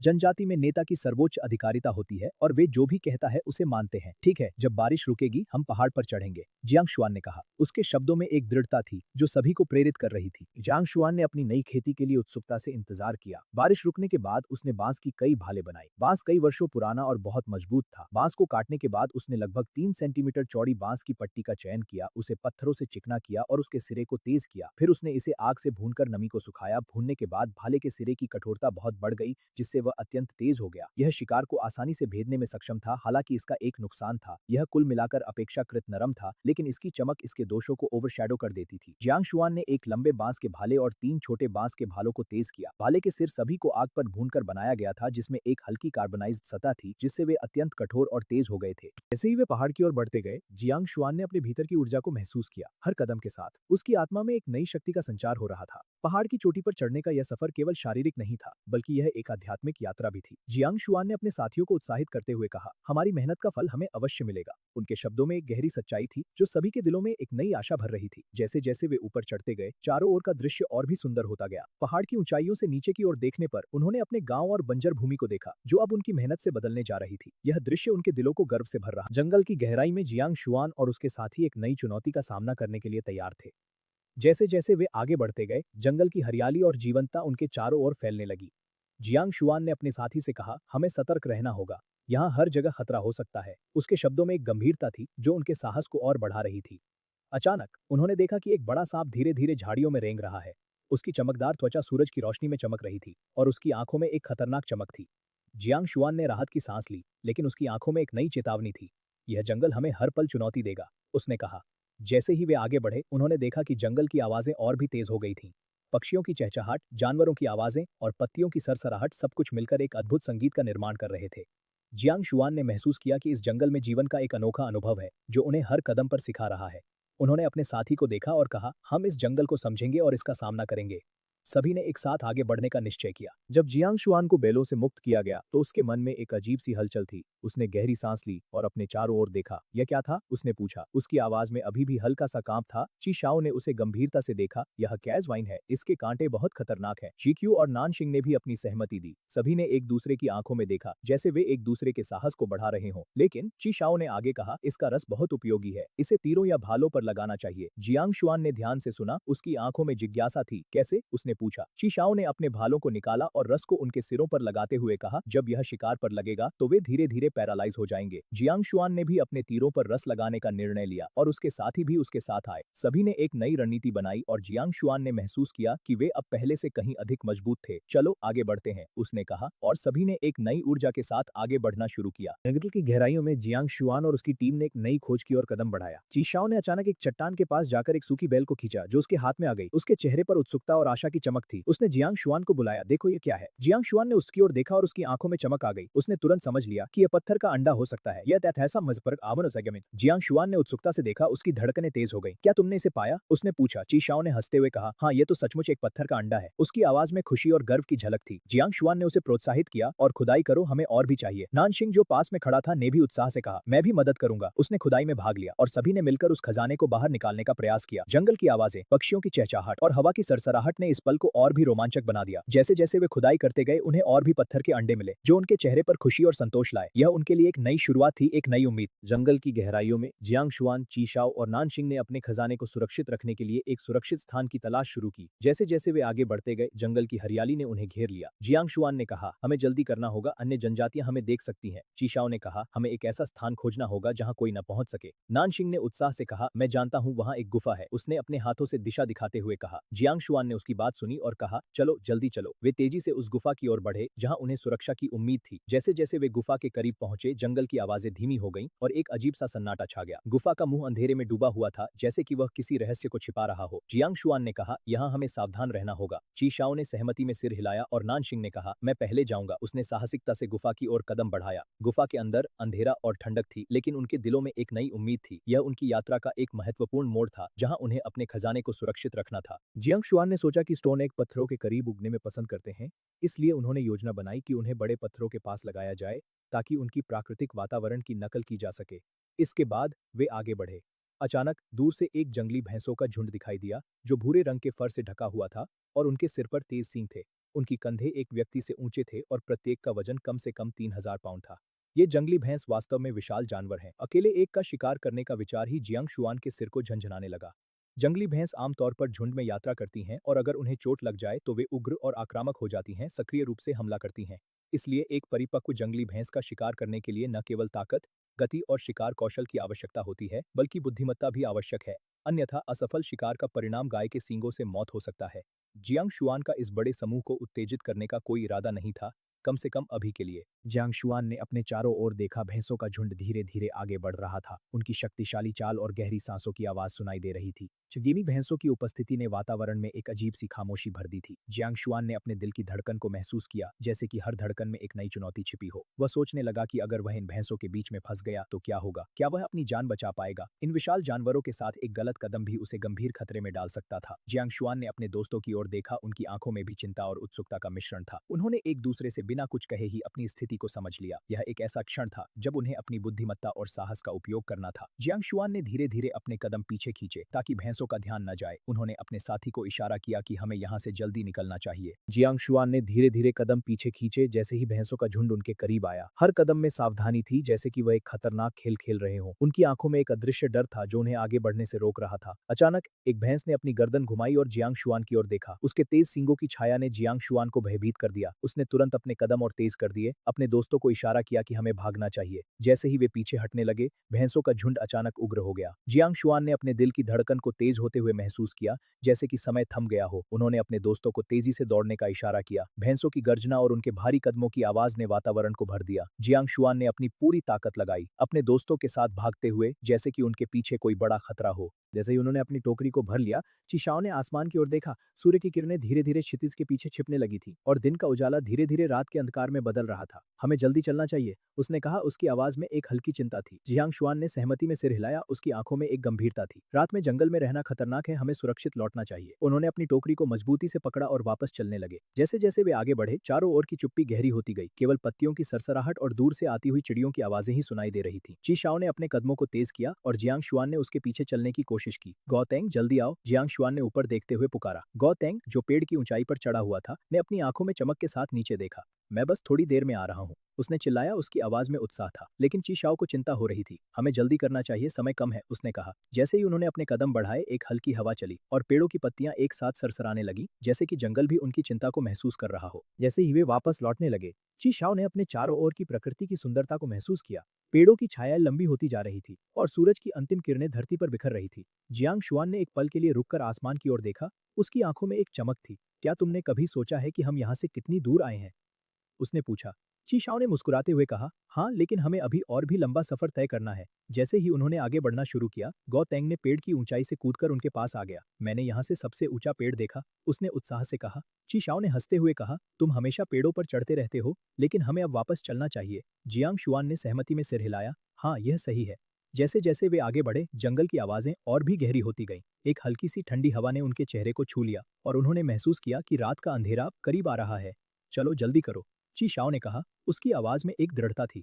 जियांग शुआन ने अपनी टोकरी को और मजबूती से पकड़ा और उन्होंने तेजी से कदम बढ़ाए। जैसे ही वे जंगल से बाहर निकलने के करीब थे, ची शाओ ने अचानक एक आवाज सुनी। यह एक हल्की सरसराहट थी जो पेड़ों के बीच से आ रही थी। उसकी धड़कन तेज हो गई और उसने जियांग शुआन की ओर देखा जो उसके पास था। क्या तुमने यह सुना? उसने फुसफुसाते हुए पूछा। जियांग शुआन ने ध्यान से सुना और उसकी आंखों में चिंता की लकीरें उभरी। हाँ यह कुछ है, उसने कहा। उसकी आवाज में हल्की ट्रेमर थी। उन्होंने अपने कदम धीमे कर दिए और चारों ओर की चुप्पी को महसूस किया। अचानक गौ तेंग ने पेड़ के शीर्ष से चिल्लाया, यहाँ कुछ है। उसकी आवाज में उत्तेजना थी। ची शाओ और जियांग शुआन ने एक दूसरे की ओर देखा और उनके दिलों में एक डर का एहसास हुआ। हमें यहाँ रुकना नहीं चाहिए, ची शाओ ने कहा। उसकी आवाज में दृढ़ता थी। जियांग शुआन ने सहमति में सिर हिलाया और उन्होंने तेजी से आगे बढ़ना शुरू किया। जैसे जैसे वे आगे बढ़े, जंगल की आवाजें और भी गहरी होती गईं और अंधेरा उनके चारों ओर घेरने लगा। यह एक ऐसा क्षण था जब डर और साहस का संघर्ष चल रहा था। जियांग शुआन और गौतेंग ने पेड़ से नीचे उतरते हुए अपने कदमों की हल्की आवाजों के बीच जंगल की शांति को तोड़ते हुए एक दूसरे की आंखों में चिंता की झलक देखी। जैसे जैसे वे नीचे आते गए, उनके दिलों की धड़कनें तेज होती गई। जियांग शुआन ने सोची, क्या यह आग केवल एक साधारण आग है या यह किसी खतरे का संकेत है? पेड़ की छाल से छूते हुए उसे एक ठंडी हवा का झोंका महसूस हुआ जो उसके चेहरे पर एक सिहरन पैदा कर गया। नीचे पहुंचते ही उसने ची शाओ और अन्य को धुएं के बारे में बताया। उनकी आंखों में डर का एक हल्का सा संकेत था, जैसे वे किसी अनजान खतरे का सामना करने के लिए तैयार नहीं थे। ची शाओ ने कहा, हमें तुरंत लौटना चाहिए। उनकी आवाज में एक दृढ़ता थी जो इस बात का संकेत थी कि वे इस स्थिति को हल्के में नहीं ले सकते। जियांग शुआन ने सहमति में सिर हिलाया। उन्होंने एक बार फिर जंगल की ओर देखा जहां धुएं का गुबार अब भी आसमान में फैला हुआ था। यह दृश्य उन्हें एक अनजानी दहशत से भर देता था। उन्होंने सोचा, क्या वे लोग हमारे पास आएंगे? वाइन जनजाति की सुरक्षा के लिए उनकी चिंता बढ़ती जा रही थी। जैसे जैसे वे लौटने लगे, जंगल की आवाजें जैसे धीमी हो गईं और हर कदम पर उन्हें ऐसा महसूस हुआ जैसे कोई उन्हें देख रहा हो। जियांग शुआन ने गौ तेंग की ओर देखा। उसकी आंखों में एक अजीब सी चमक थी जो बताती थी कि वह भी इस खतरे को महसूस कर रहा था। उन्होंने एक दूसरे को आश्वस्त करने की कोशिश की, लेकिन उनके दिलों में एक अनकही चिंता थी। वाइन जनजाति के निकट पहुंचते ही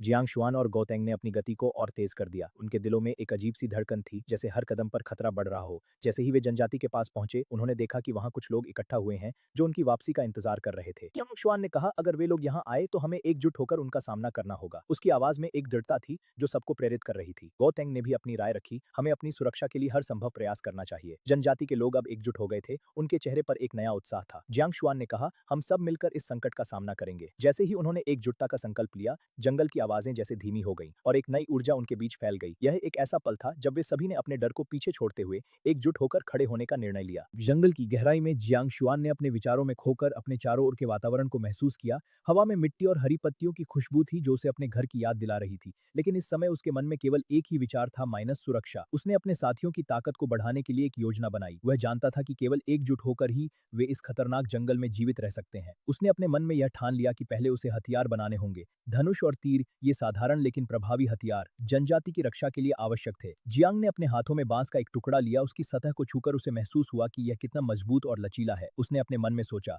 यदि मैं इसे सही तरीके से बनाऊं तो यह एक शक्तिशाली धनुष बन सकता है। उसके मन में विचारों की बाढ़ आ गई। उसने अपने चारों ओर के जंगल को देखा जहां पेड़ और पौधे उसकी रक्षा के लिए खड़े थे। उसने सोचा कि यदि वह सही पौधों का चयन करे तो वह अपने जनजाति के लिए एक सुरक्षित स्थान बना सकता है। उसके दिल में एक नई उम्मीद जागी। जियांग ने अपने दोस्तों के साथ मिलकर काम करने का निर्णय लिया ताकि वे सभी मिलकर इस चुनौती का सामना कर सकें। उसने अपने दोस्तों को बुलाया और उन्हें अपनी योजना बताई। उनकी आंखों में उत्साह और साहस की चमक थी। उन्होंने एकजुट होकर काम करने का संकल्प लिया। जियांग शुआन और उसके साथी अपने नए हथियार बनाने की प्रक्रिया में जुट गए। उन्होंने जंगल में बांस के मजबूत टुकड़ों को इकट्ठा किया और उन्हें काटने और आकार देने में लग गए। हवा में हल्की सी खुशबू थी जो उन्हें प्रेरित कर रही थी। जियांग ने अपने हाथों से बांस को छूते हुए महसूस किया कि यह कितना लचीला और मजबूत था। उसने अपने दोस्तों को निर्देश दिया कि कैसे धनुष को आकार देना है। ध्यान से काटो, इसे बहुत पतला मत करो, उसने कहा। उसकी आवाज में एक दृढ़ता थी जो उसके दोस्तों को प्रेरित कर रही थी। उन्होंने बांस के टुकड़ों को एकत्रित किया और उन्हें एक साथ बांधना शुरू किया। जियांग ने देखा कि उसके दोस्तों की मेहनत रंग ला रही थी। धीरे धीरे एक धनुष का आकार उभरने लगा। जियांग ने अपने हाथों में धनुष को महसूस किया और उसकी आंखों में चमक आ गई। यह केवल एक साधारण धनुष नहीं था, बल्कि उनकी सुरक्षा का प्रतीक था। उन्होंने एक दूसरे की मदद की और हर एक तीर को बनाने में उन्होंने अपने दिल की गहराइयों से मेहनत की। जंगल की आवाजें, जैसे पक्षियों की चहचहाहट और पत्तों की सरसराहट, उनके काम को और भी जीवंत बना रही थी। यह एक नई शुरुआत थी और जियांग के दिल में एक नई आशा थी। जंगल में जियांग शुआन और उसके साथी धनुष और तीर बनाने में व्यस्त थे। उन्होंने अपने प्रयासों को एक नई दिशा दी और अब वे अपने हथियारों को अंतिम रूप देने के करीब थे। जियांग ने देखा कि उसके दोस्तों की मेहनत रंग ला रही थी। उन्होंने अपने हाथों में धनुष को पकड़ते हुए महसूस किया कि यह कितना मजबूत और प्रभावी होगा। यह धनुष हमें सुरक्षा देगा, उसने कहा। उसकी आवाज में आत्मविश्वास था। उसके दोस्तों ने सहमति में सिर हिलाया। उन्होंने तीरों को भी तैयार किया, जो अब तेज और घातक थे। जियांग ने तीरों को एक एक करके देखा और उनमें से हर एक में उन्होंने अपनी मेहनत और उम्मीद को देखा। जंगल की गहराइयों में उन्होंने महसूस किया कि वे केवल हथियार नहीं बना रहे थे, बल्कि अपने भविष्य की रक्षा कर रहे थे। उन्होंने एक दूसरे के साथ अपनी योजनाओं को साझा किया और एकजुट होकर अपने जनजाति की सुरक्षा के लिए एक ठोस योजना बनाई। जियांग के दिल में एक नई ऊर्जा थी और उसने अपने दोस्तों को प्रेरित किया।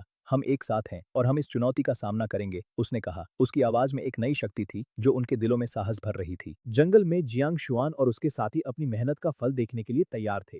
उन्होंने अपने बनाए हुए धनुष और तीरों को एकत्रित किया और एक दूसरे की आंखों में आत्मविश्वास की चमक देखी। जियांग ने धनुष को अपने कंधे पर रखा और तीर को धनुष में डालते हुए कहा, यह हमारी सुरक्षा का प्रतीक है और हम इसे अपने जनजाति की रक्षा के लिए इस्तेमाल करेंगे। उसके शब्दों में एक गहरी भावना थी जो सभी के दिलों में गूंज रही थी। उन्होंने एक दूसरे के साथ अपनी योजनाओं को साझा किया और एकजुट होकर अपने जनजाति की सुरक्षा के लिए एक ठोस योजना बनाई।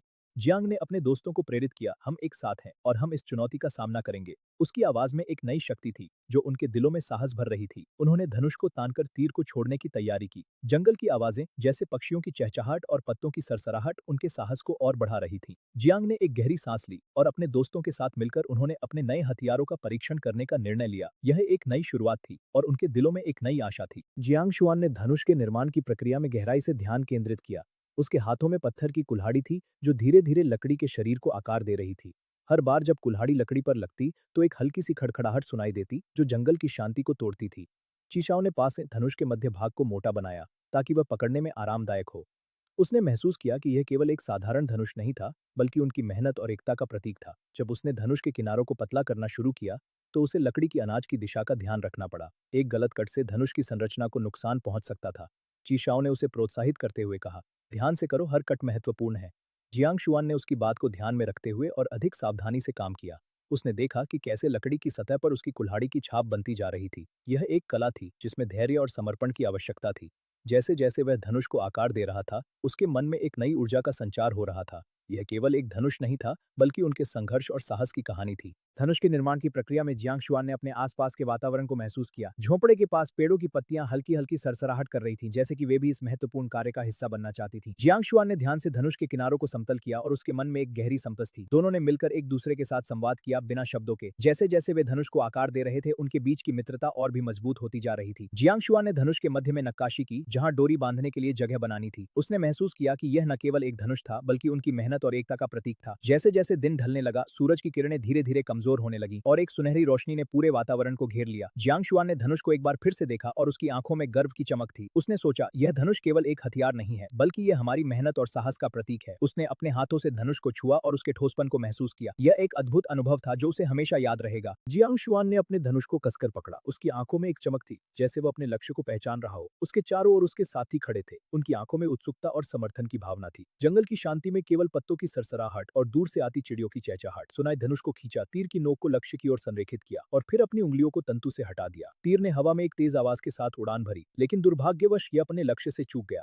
फुस की आवाज ने जंगल की शांति को तोड़ा और तीर एक अन्य पेड़ में जाकर अटक गया। जियांग शुआन की आंखों में निराशा की चमक थी, लेकिन उसे अपने दोस्तों की उत्साहवर्धक आवाजें सुनाई दी। ची शाओ ने उसे प्रोत्साहित करते हुए कहा, कोई बात नहीं, हर धनुर्धारी को अपने पहले प्रयास में कठिनाइयों का सामना करना पड़ता है। जियांग ने सिर हिलाया। उसकी आंखों में दृढ़ संकल्प था, मैं अभ्यास करता रहूंगा, मैं हार नहीं मानूंगा। उसने फिर से धनुष खींचा, इस बार और अधिक ध्यान केंद्रित किया। उसके साथी भी उसके साथ थे। सभी ने एक साथ अभ्यास करना शुरू किया। हर तीर के साथ जियांग ने अपने आत्मविश्वास को बढ़ाया और धीरे धीरे उसने अपने लक्ष्य को हिट करना शुरू किया। वाइन जनजाति के गठन का पहला वर्ष, वसंत का मौसम, 2 मार्च। वाइन जनजाति के दक्षिणी जंगल में दर्जनों बड़े सींग वाली भेड़ें की ओर बढ़ता है। बाओ, तीर भेड़ के पेट में लग जाता है और वह एक कराहती आवाज में चिल्लाती है। फिर तीर उसके पेट में धंसा हुआ होने के बावजूद भागने लगती है। भेड़ों का झुंड अराजकता में पड़ जाता है। फटाक फटाक फटाक फटाक। इस क्षण में 2 अन्य दिशाओं से 4 और तीर चलाए जाते हैं, जिनमें से 2 उसी बड़े सींग वाली भेड़ को लगते हैं, जबकि अन्य अन्य दो चूक जाते हैं। भेड़ों का झुंड बेतरतीब ढंग से भागने लगता है, खासकर वे दो जो तीर लगने के कारण कराहते हुए भागते हैं, दिशा का ध्यान किए बिना। पीछा करो। जियांग शुआन एक बड़े पेड़ से कूदता है, अपनी पीठ पर धनुष लटका लेता है और हाथ में बांस की भाला लेकर तेजी से झुंड का पीछा करने लगता है। चीशाओ, गाउटेंग, शिक्यू और नानशिंग भी अपने पेड़ों से कूदकर जियांग शुआन के साथ दौड़ने लगते हैं। सौभाग्य से वे सभी एक रंग के योद्धा बन चुके थे, जो सामान्य लोगों की तुलना में कहीं अधिक मजबूत थे, अन्यथा तेज दौड़ती भेड़ों का पीछा करना मुश्किल होता। जैसे जैसे समय बीतता है, उन दो बड़े सींग वाली भेड़ों की गति धीमी होने लगती है, जो तीरों से घायल हुई थीं, उनके घावों से गंभीर रक्तस्राव के कारण, और अंततः वे भारी होकर गिर पड़ती हैं। जैसे ही जियांग शुआन और उसके साथी भेड़ों के झुंड का पीछा करते हैं, जंगल की हरियाली में एक अजीब सी हलचल होती है। पेड़ों की पत्तियां सरसराती हैं और हवा में एक उत्तेजना का एहसास होता है। जियांग शुआन की आंखों में एक अद्भुत चमक है, उसकी धड़कनें तेज हो जाती हैं, जैसे वह किसी महाकवि की कविता के शब्दों को जी रहे हों। भेड़ों की कराहें और उनके पैरों की आवाजें जंगल में गूंजती हैं, जैसे प्रकृति भी इस शिकार के नाटक का हिस्सा बन गई हो। जियांग शुआन का मन भेड़ों की पीड़ा और उनके संघर्ष से भरा हुआ है। वह जानता है कि यह जीवन और मृत्यु का खेल है। जैसे ही वे झुंड के करीब पहुंचते हैं, जियांग शुआन अपने बांस की भाला को मजबूती से पकड़ता है, उसकी आंखों में एक अद्भुत दृढ़ता है। वह जानता है कि उसे अपनी ताकत और कौशल का प्रदर्शन करना होगा। अचानक एक और तीर हवा में उड़ता है और एक भेड़ फिर से कराह उठती है। जियांग शुआन की धड़कनें और तेज हो जाती हैं। वह अपने साथी को इशारा करता है कि वे और तेजी से दौड़े। जंगल की गहराई में हर कदम पर एक नई चुनौती का सामना करना पड़ता है, लेकिन उनकी एकजुटता और साहस उन्हें आगे बढ़ने के लिए प्रेरित करता है। जैसे ही जियांग शुआन ने पेड़ की ऊंचाई से नीचे देखा, उसके मन में एक अजीब सा डर समा गया। वह जानता था कि जंगल में हर आवाज का एक मतलब होता है।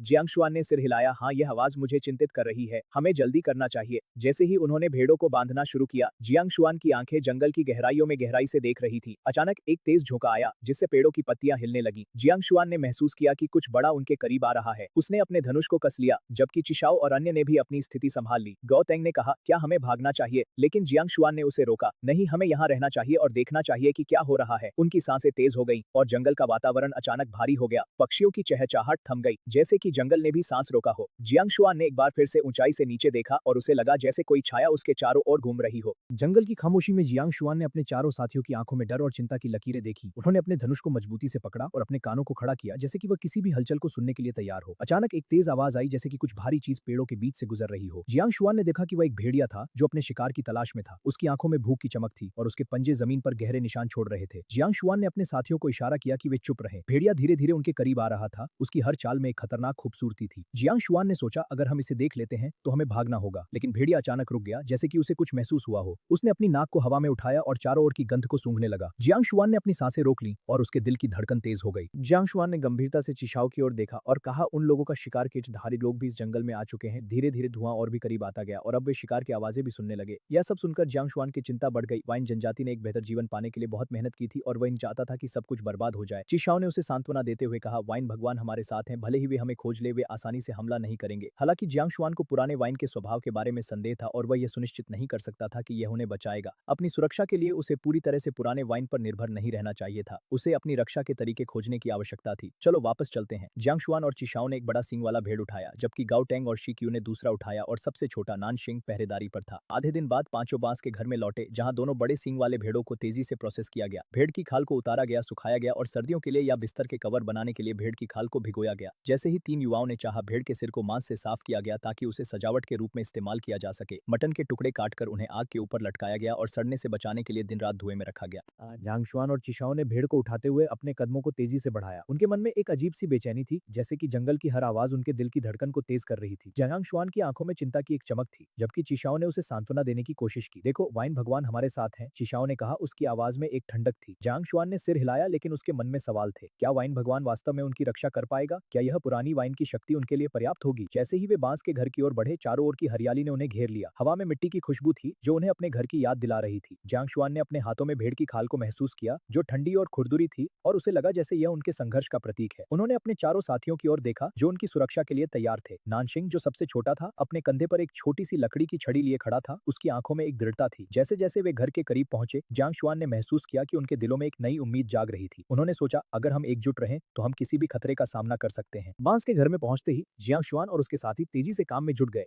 भेड़ों को जल्दी से प्रोसेस करना था, क्योंकि समय की कमी थी। जियांग शुआन ने भेड़ की खाल को ध्यान से उतारा। उसकी आंखों में एक दृढ़ता थी। जैसे ही खाल को उतारा गया, एक ठंडी हवा ने उनके चेहरे को छू लिया, जिससे उन्हें सर्दियों की याद आई। चिशाओ ने मांस को काटना शुरू किया। उसकी तेज चाकू की आवाज जंगल की शांति को तोड़ रही थी। मांस के टुकड़े करते समय जियांग शुआन ने सोचा कि यह केवल भोजन नहीं है बल्कि उनकी मेहनत और संघर्ष का प्रतीक है। उन्होंने भेड़ के सिर को सजाने के लिए साफ किया और यह देखकर उन्हें गर्व महसूस हुआ। जैसे ही उन्होंने मांस को आग पर लटकाया, धुएं की गंध ने पूरे घर को भर दिया। यह गंध उन्हें अपने घर की याद दिला रही थी, जहां उन्होंने अपने माता पिता के साथ ऐसे ही भोजन बनाए थे। ची शाओ ने कहा, हमें इसे अच्छे से धूम्रपान करना होगा ताकि यह खराब न हो। जियांग शुआन ने सिर हिलाया, उसकी आंखों में एक नई ऊर्जा थी। उन्होंने महसूस किया कि यह केवल भोजन नहीं बल्कि उनकी संस्कृति और परंपराओं का हिस्सा है। जैसे जैसे वे काम करते गए, उनके दिलों में एक नई आशा जागने लगी। जैसे ही धुएं की गंध ने पूरे बांस के घर को भर दिया, जियांग शुआन और उसके साथी अपने काम में पूरी तरह से डूब गए। मटन के टुकड़े धुएं में लटक रहे थे और उनकी आंखों में एक चमक थी। चिशाओ ने कहा, हमें इसे रात भर धूम्रपान करना होगा। जियांग शुआन ने सहमति में सिर हिलाया, उसकी सोच में एक गहराई थी। उन्होंने महसूस किया कि यह केवल भोजन नहीं है बल्कि उनकी संस्कृति और परंपराओं का प्रतीक है। जैसे जैसे रात का अंधेरा बढ़ा, बांस के घर के चारों ओर एक रहस्यमय सा माहौल बन गया। बाहर की आवाजें धीरे धीरे कम हो गईं और केवल आग की क्रैकलिंग ध्वनि सुनाई दे रही थी। जियांग शुआन ने अपने दोस्तों की ओर देखा, जो एकजुट होकर काम कर रहे थे। उनकी मेहनत और एकता ने उन्हें एक नई शक्ति दी। उन्होंने सोचा कि चाहे जो भी हो, वे एक दूसरे का साथ देंगे। जैसे ही रात गहराई, उन्होंने अपने दिलों में एक नई आशा को महसूस किया। यह एक नई शुरुआत थी, एक नई यात्रा की। भेड़ की हड्डियों का उपयोग करके चाकू लेके खदिगुम डायरेक्ट होती जाका जनजातीय लोग जो संसाधों की टांग या चटपियन Jiang Xuan ne hat 2013 Chaklang खोदिंग और ट्वाज का दो अदाइस द रोज मॉडल बटे थियोरिकन पिक्चर खुद के शिक्षा हुई। चैंपी दुश्मन नजदीक आता वे सुरंगों में छिप जाते, उन्हें चकमा देते और दुश्मन के चले जाने के बाद अपनी जिंदगी फिर से शुरू कर देते। जियांग शुआन ने आत्म सुरक्षा के लिए एक साधारण सुरंग खोदने का इरादा किया, यह मानते हुए कि यदि इसे चुपचाप किया जाए तो जनजातीय लोगों की सीमित जागरूकता के साथ इसे खोजना उनके लिए कठिन होगा। चिशाओ की आंखें इस विचार को सुनकर चमक उठी और उसने कहा, यह एक अच्छा विचार है, मैं सहमत हूँ, हम भी सहमत हैं। जियांग शुआन ने सिर हिलाया, अच्छा, हम आज से सुरंग खोदने का काम बारी बारी से करेंगे। बिना किसी देरी के जियांग शुआन ने एक हड्डी के हल को उठाया, बांस के बिस्तर को एक तरफ खिसकाया और खुदाई शुरू कर दी। बढ़ी हुई ताकत और बेहतर उपकरणों के कारण हालांकि जमीन के नीचे कई बांस की जड़ें थीं, जियांग शुआन ने तेजी से प्रगति की। चिशाओ ने एक बैल की टोकरी का उपयोग करके खुदाई की गई मिट्टी को बाहर के खेत में ले जाने का काम किया। उस दिन से वे दोनों रोज सुरंग खोदते रहे, जबकि अन्य लोग शिकार, मछली पकड़ने या खेती में लगे रहते थे। कुछ दिनों बाद वाइन जनजाति के बांस के घर में एक सुरंग थी जो लगातार चौड़ी और गहरी होती जा रही थी। इस सुरंग के माध्यम से वे असहनीय खतरे का सामना करते समय अस्थायी रूप से छिप सकते थे, जिससे उनकी जीवित रहने की संभावना सुनिश्चित हो जाती। जैसे जैसे दिन बीतते हैं, जियांग शुआन और उसके साथी सुरंग की खुदाई में व्यस्त रहते हैं। हर दिन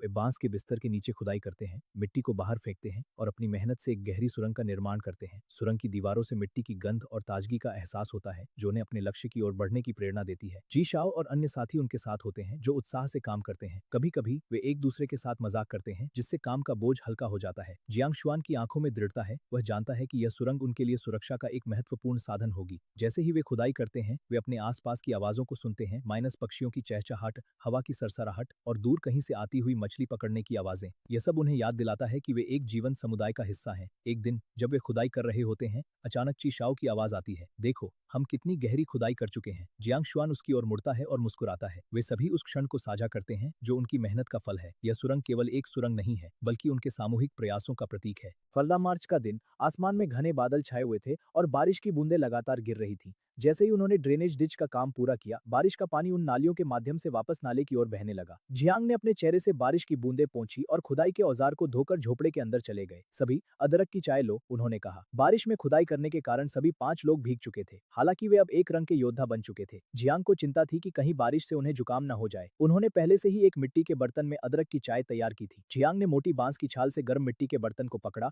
और सभी के लिए अदरक की चाय का एक कटोरा डाला। अदरक का स्वाद तीखा था और उसमें चीनी नहीं थी, जिससे चाय का स्वाद थोड़ा कड़वा था, लेकिन जनजाति के लोग बहुत अनुकूल थे। उन्होंने इससे भी खराब चीजें खाई थी, इसलिए अदरक की चाय पीना उनके लिए कोई बड़ी बात नहीं थी। जल्दी ही सभी ने अपनी अदरक की चाय खत्म कर ली। एक अन्य मिट्टी के बर्तन में बड़े सींग वाले भेड़ के मांस के साथ बांस की कोमल कॉम्प्ले पकी हुई थी, जो लंबे समय से पक रही थी। जियांग ने चॉपस्टिक से बर्तन से मांस निकाला और खाने के लिए तैयार हो गया। जैसे जैसे मौसम गर्म हुआ और बारिश बढ़ी, बांस के जंगल में बांस की कोमल कॉम्प्ले तेजी से उगने लगी और झोपड़े के अंदर भी कभी कभी बांस की कॉम्प्ले जमीन से उभरने लगी। बारिश की बूंदें लगातार गिर रही थी और जियांग शुआन के चेहरे पर चिंता की लकीरें स्पष्ट थीं। वह अपने साथियों के साथ मिलकर बांस के झोपड़े के चारों ओर ड्रेनेज डिच बनाने में व्यस्त था। पानी की धारा तेजी से बह रही थी और झोपड़े के नीचे पानी जमा होने का खतरा बढ़ रहा था। जियांग ने अपने हाथों में हड्डी की खुदाई करने वाला औजार मजबूती से पकड़ा। उसे मन में एक ही ख्याल था, सुरक्षित रखती थी। जैसे ही उन्होंने ड्रेनेज डिच का काम पूरा किया, जियांग ने अपने चेहरे से बारिश की बूंदें पोंछी और झोपड़े के अंदर चले गए। सभी अदरक की चाय लो, उन्होंने कहा। उनकी आवाज में गर्मी थी। अदरक की चाय, जो उन्होंने पहले से तैयार की थी, अब सभी के लिए राहत का स्रोत बन गई थी। जियांग ने मोटी बांस की छाल से गर्म मिट्टी के बर्तन को पकड़ा और सभी के लिए अदरक की चाय का एक कटोरा डाला। अदरक का तीखा स्वाद और बिना चीनी की कड़वाहट जनजाति के लोगों के लिए कोई नई बात नहीं थी। उन्होंने इससे भी खराब चीजें खाई थी और इसलिए अदरक की चाय पीना उनके लिए एक साधारण कार्य आगे था। सभी ने अपनी चाय खत्म की और जियांग ने बड़े सींग वाले भेड़ के मांस के साथ बांस की कोमल कॉम्प्ले खाई। जैसे जैसे बारिश बढ़ी, बांस के जंगल में नई कॉम्प्ले तेजी से उगने लगी और झोपड़े के अंदर भी बांस की कॉम्प्ले उभरने लगी। बारिश की बूंदें जैसे एक संगीत की धुन में गिर रही थी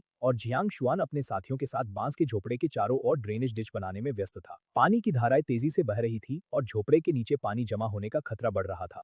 जियांग ने अपने हाथों में हड्डी की खुदाई करने वाला औजार मजबूती से पकड़ा। उसके मन में एक ही ख्याल था, सुरक्षित रखती थी। जैसे ही उन्होंने ड्रेनेज डिच का काम पूरा किया, जियांग ने अपने चेहरे से बारिश की बूंदें पोंछी और झोपड़े के अंदर चले गए। सभी, अदरक की चाय लो, उन्होंने कहा। उनकी आवाज में गर्मी थी। अदरक की चाय, जो उन्होंने पहले से तैयार की थी, अब सभी के लिए राहत का स्रोत बन गई थी। जियांग ने मोटी बांस की छाल से गर्म मिट्टी के बर्तन को पकड़ा और सभी के लिए अदरक की चाय का एक कटोरा डाला। अदरक का तीखा स्वाद और बिना चीनी की कड़वाहट जनजाति के लोगों के लिए कोई नई बात नहीं थी।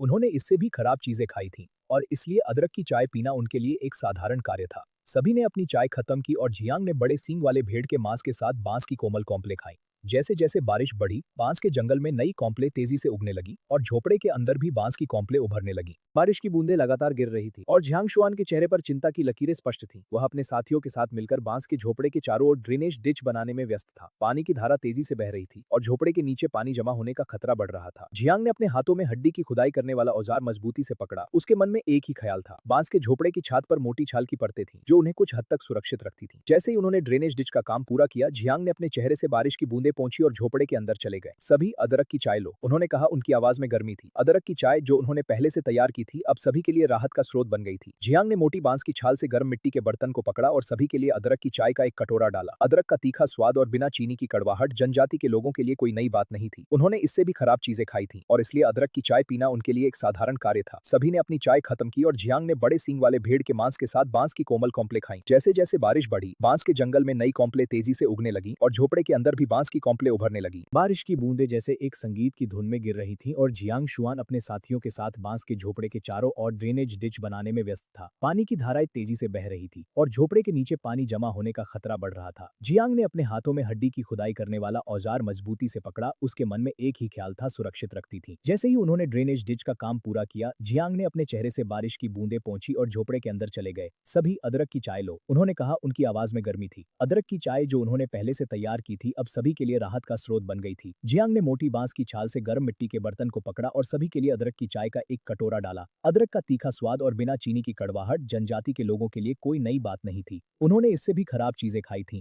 और इसलिए अदरक की चाय पीना उनके लिए एक साधारण कार्य था। सभी ने अपनी चाय खत्म की और जियांग ने बड़े सींग वाले भेड़ के मांस के साथ बांस की कोमल कॉम्प्ले खाई। जैसे जैसे बारिश बढ़ी, बांस के जंगल में नई कॉम्प्ले तेजी से उगने लगी और झोपड़े के अंदर भी बांस की कॉम्प्ले उभरने लगी। बारिश की बूंदें धीरे धीरे झोपड़े की छत पर गिर रही थी, जैसे कोई संगीतकार अपने वाद्य यंत्र पर मधुर धुन बुन रहा हो।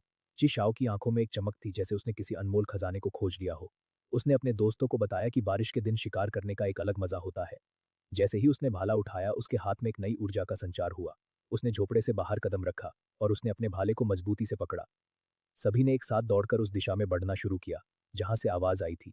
जैसे ही वे खेत में पहुंचे, उन्होंने देखा कि एक विशाल चट्टानी मेंढक वहां बैठा था, जो अपने विशाल आकार में अद्भुत लग रहा था। उसका रंग नीला ग्रे था और वह सच में एक चट्टान की तरह प्रतीत हो रहा था। उसकी जीभ तेजी से कीड़ों को पकड़ रही थी, जो बारिश के कारण बाहर आ गए थे। जियांग शुआन और उसके दोस्त उस दृश्य को देखकर मंत्रमुग्ध हो गए। यह एक अद्भुत क्षण था, जहां प्रकृति की शक्ति और जीवन की सरलता का संगम हो रहा था।